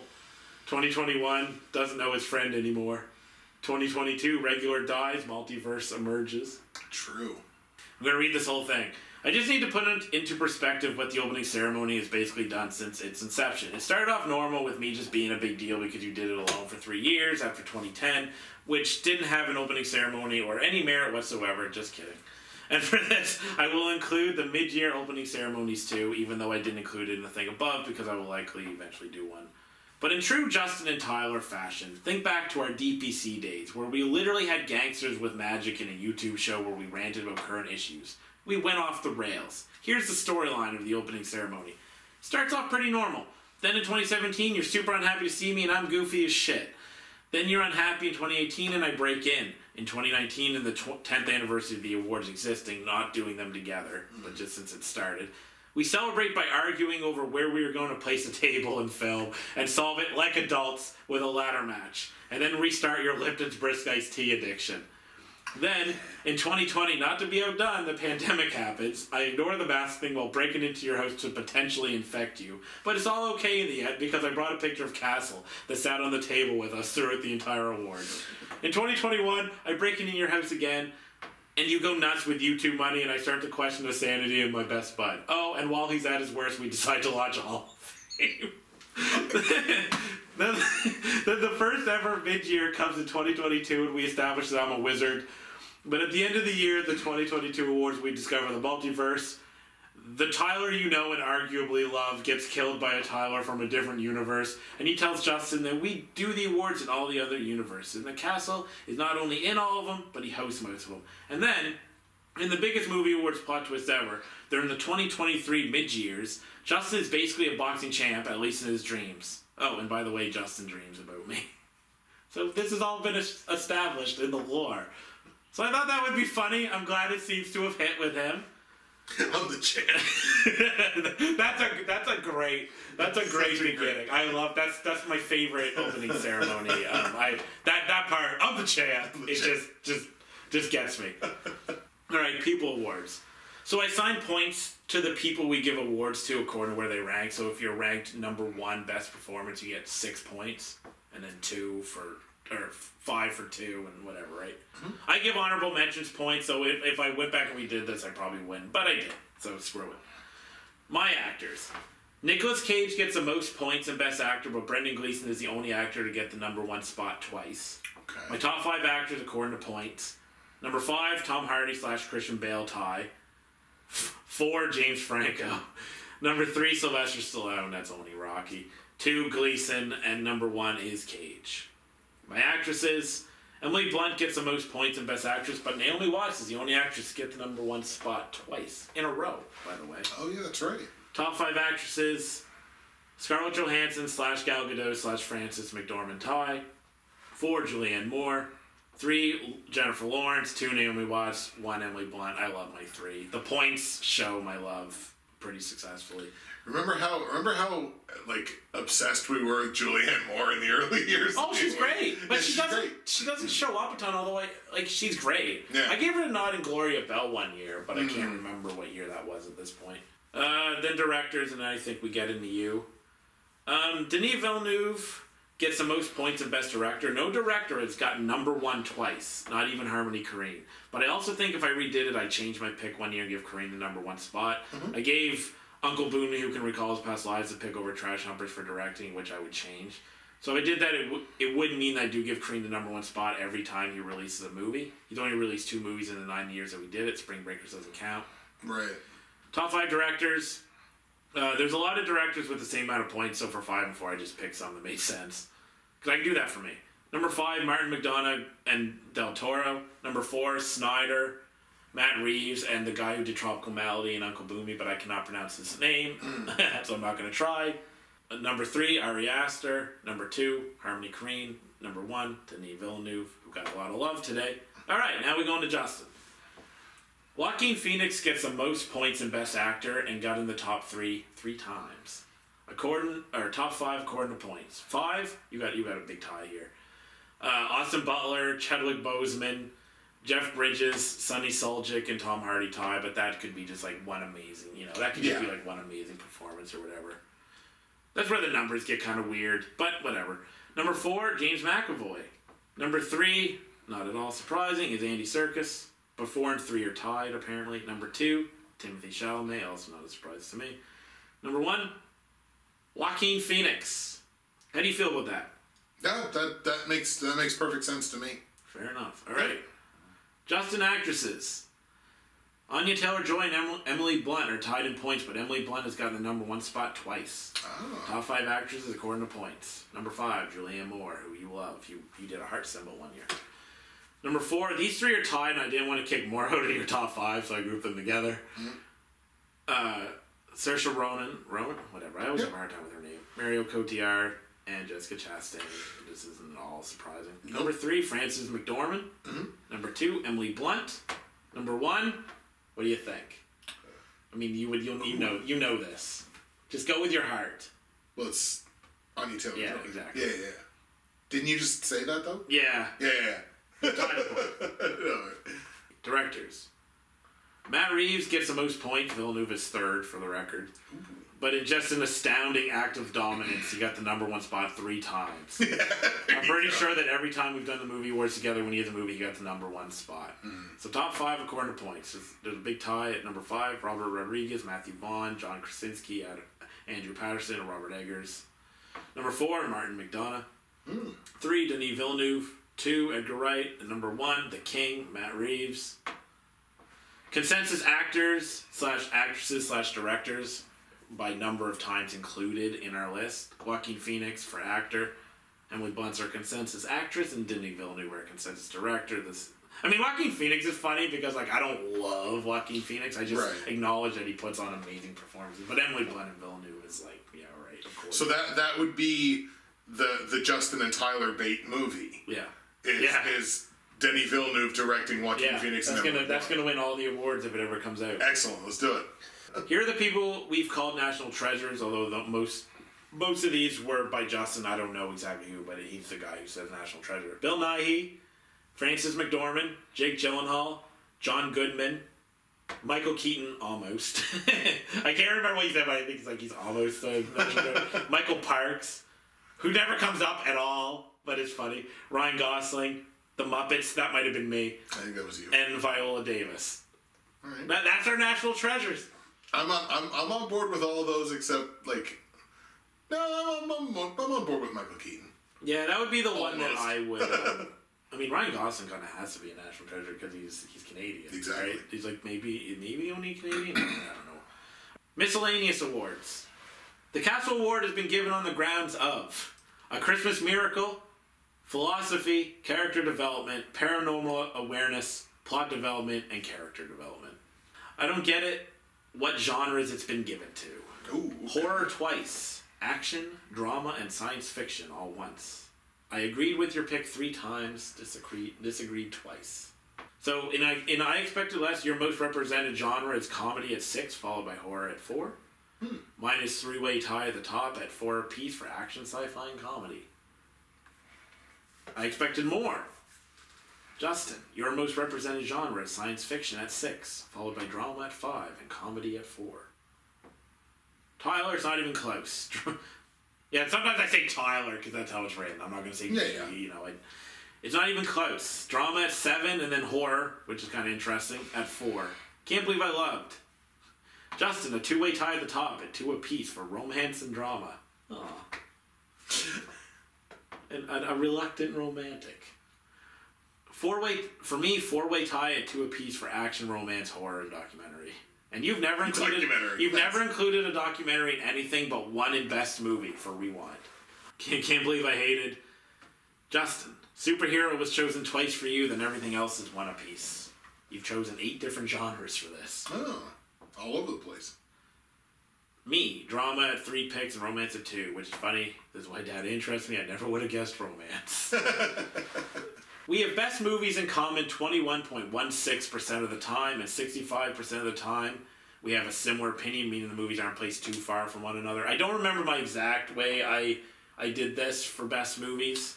I thought you had mentioned to me before, like 5 picks either way. Yeah, I can't remember I can't remember exactly what it is, but it's on my own scale. It's similar. Could I have large opinions similar, or say large difference? I should say similar opinion, same, whatever. We have worst movies in common 12.73% of the time. Your most included genre for worst movies is horror. Mine is comedy. Last Night in Soho, A Quiet Place, and Judas and the Black Messiah all had 7 awards. Wow. And yet... Cleaned up. Yeah, they did. The 2 movies that Justin will show his kids one day. Coco and Wolfwalkers. So, any potential suitors know this about them. Movies where we substituted a word in the title for poop. You know that's gotta be in there, come on. It's true. You know this. Valerian and the City of a Thousand Planets, which is... Valerian and the City of a Thousand Poops, and I definitely gave it some consideration for worst movie I've ever seen. It's a bad movie. Salt and Fire, which gets the name either Poop and Fire or Salt and Poop. And then there's Big Bug, which is Big Poop. Big Poop. Justin, you once said that you're more forgiving to science fiction, but are you? Well... You have 38 sci-fi movies in your best movies. I have 25, which was surprising me because I actually love sci-fi movies. You have 7 sci-fi movies and worst movies compared to my 4. In 2014, I said that Jack O'Connell's name will be in places in the years to come. So has it? Not really. His career isn't terrible, but he didn't blow up like I thought he would. In fact, the only movie he did since 2014 that I included in the awards was Jungleland, where he was good but not worthy of a Best Actor nod, and that was a miscellaneous. It was in I Expected More. Okay. So Jack O'Connell, at least according to the awards, not blowing up like I thought he would. Mm-hmm.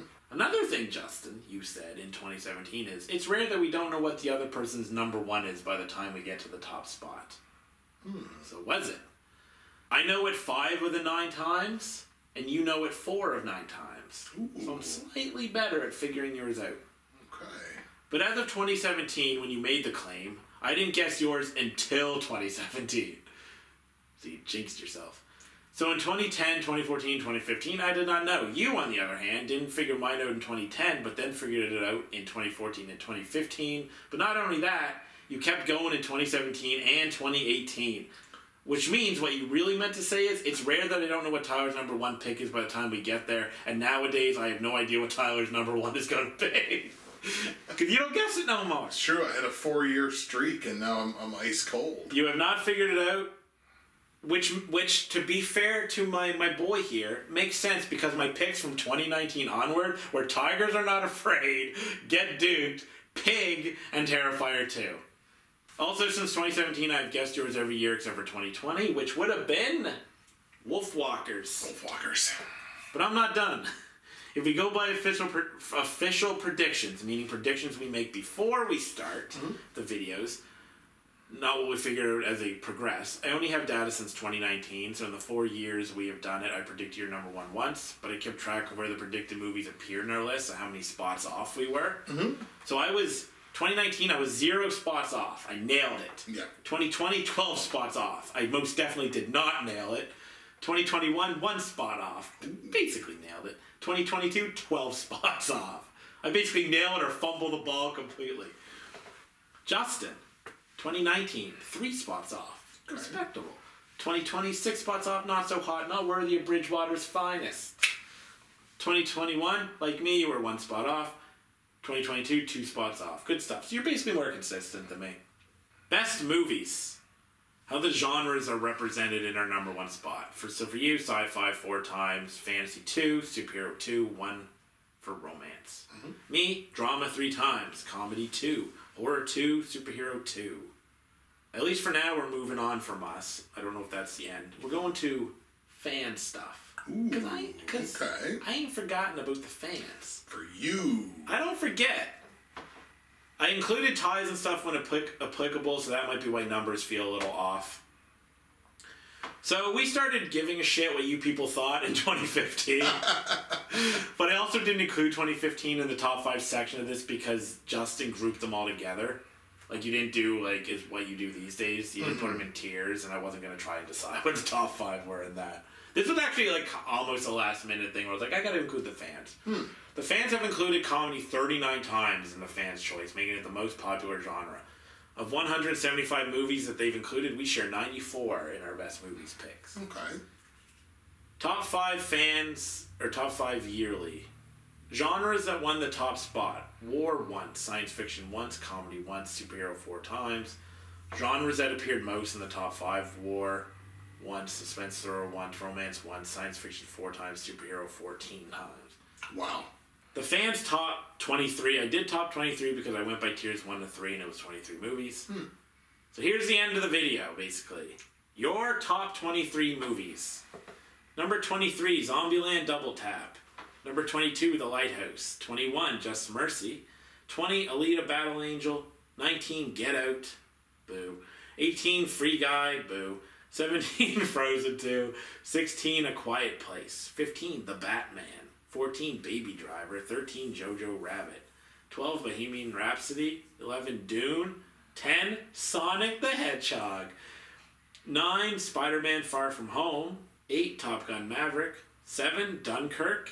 6, Bill and Ted Face the Music. Interesting. 5, Everything Everywhere All at Once. Ooh. 4, Joker. 3, Spider-Man No Way Home. 2, Avengers Infinity War. And number 1, Avengers Endgame.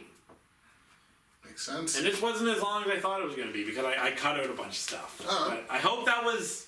Whatever makes it in, I hope that was entertaining. I saw you laugh some. Yeah. So that's what matters. I like stuff like this. I like insights into, like, over a long term, like, kind of where stuff is.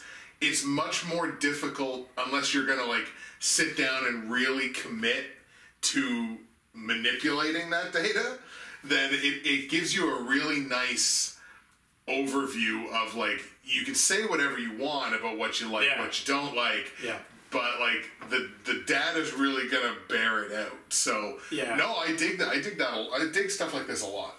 Yeah, there's, like, slightly deeper dives I could have done, but I tried to keep it kind of surface level to stuff that was amusing or more insightful. But yeah, I'm like you. Like, I know that there's caveats to the data. One, it's dependent on how I input it, which I could make mistakes, or in genre classification, somebody might be like, why is this this genre when it should be this? So I know that it's never going to be 100% accurate, and I know that it's a kind of a victim to, like, maybe an actor doesn't release a movie in the years we do it, although that would be weird now because we do it every year. But, like, Denzel Washington earlier, right? Like, you would be like, well, you say you love Denzel. It's like, yeah, I do. scary sometimes, and as I was kind of negative to you about doing this, because like I understand that I love this, but I understand that maybe hearing it on video probably isn't as interesting. If you take anything away from this portion, you have to take away this. Facts don't care about your feelings. So there you have it, ladies and gentlemen. That is our look back at the last 10 years of the Justin and Tyler Movie Awards from a litany of different perspectives. Our favorites, our least favorites, although not too much of our least favorites. Basically, we just spent the last however long just basically showing love straight time.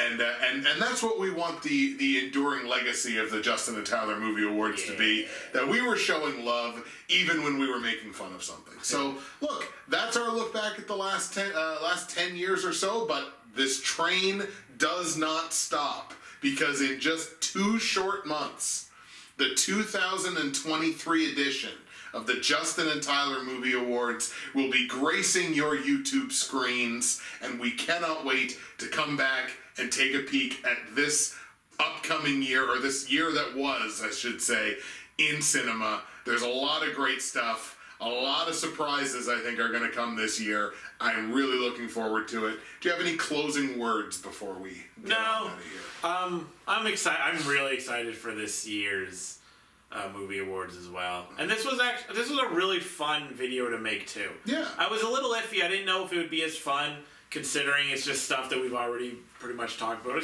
Outside of a few awards that we never really discussed too much. Mm-hmm. But it ended up being a lot of fun.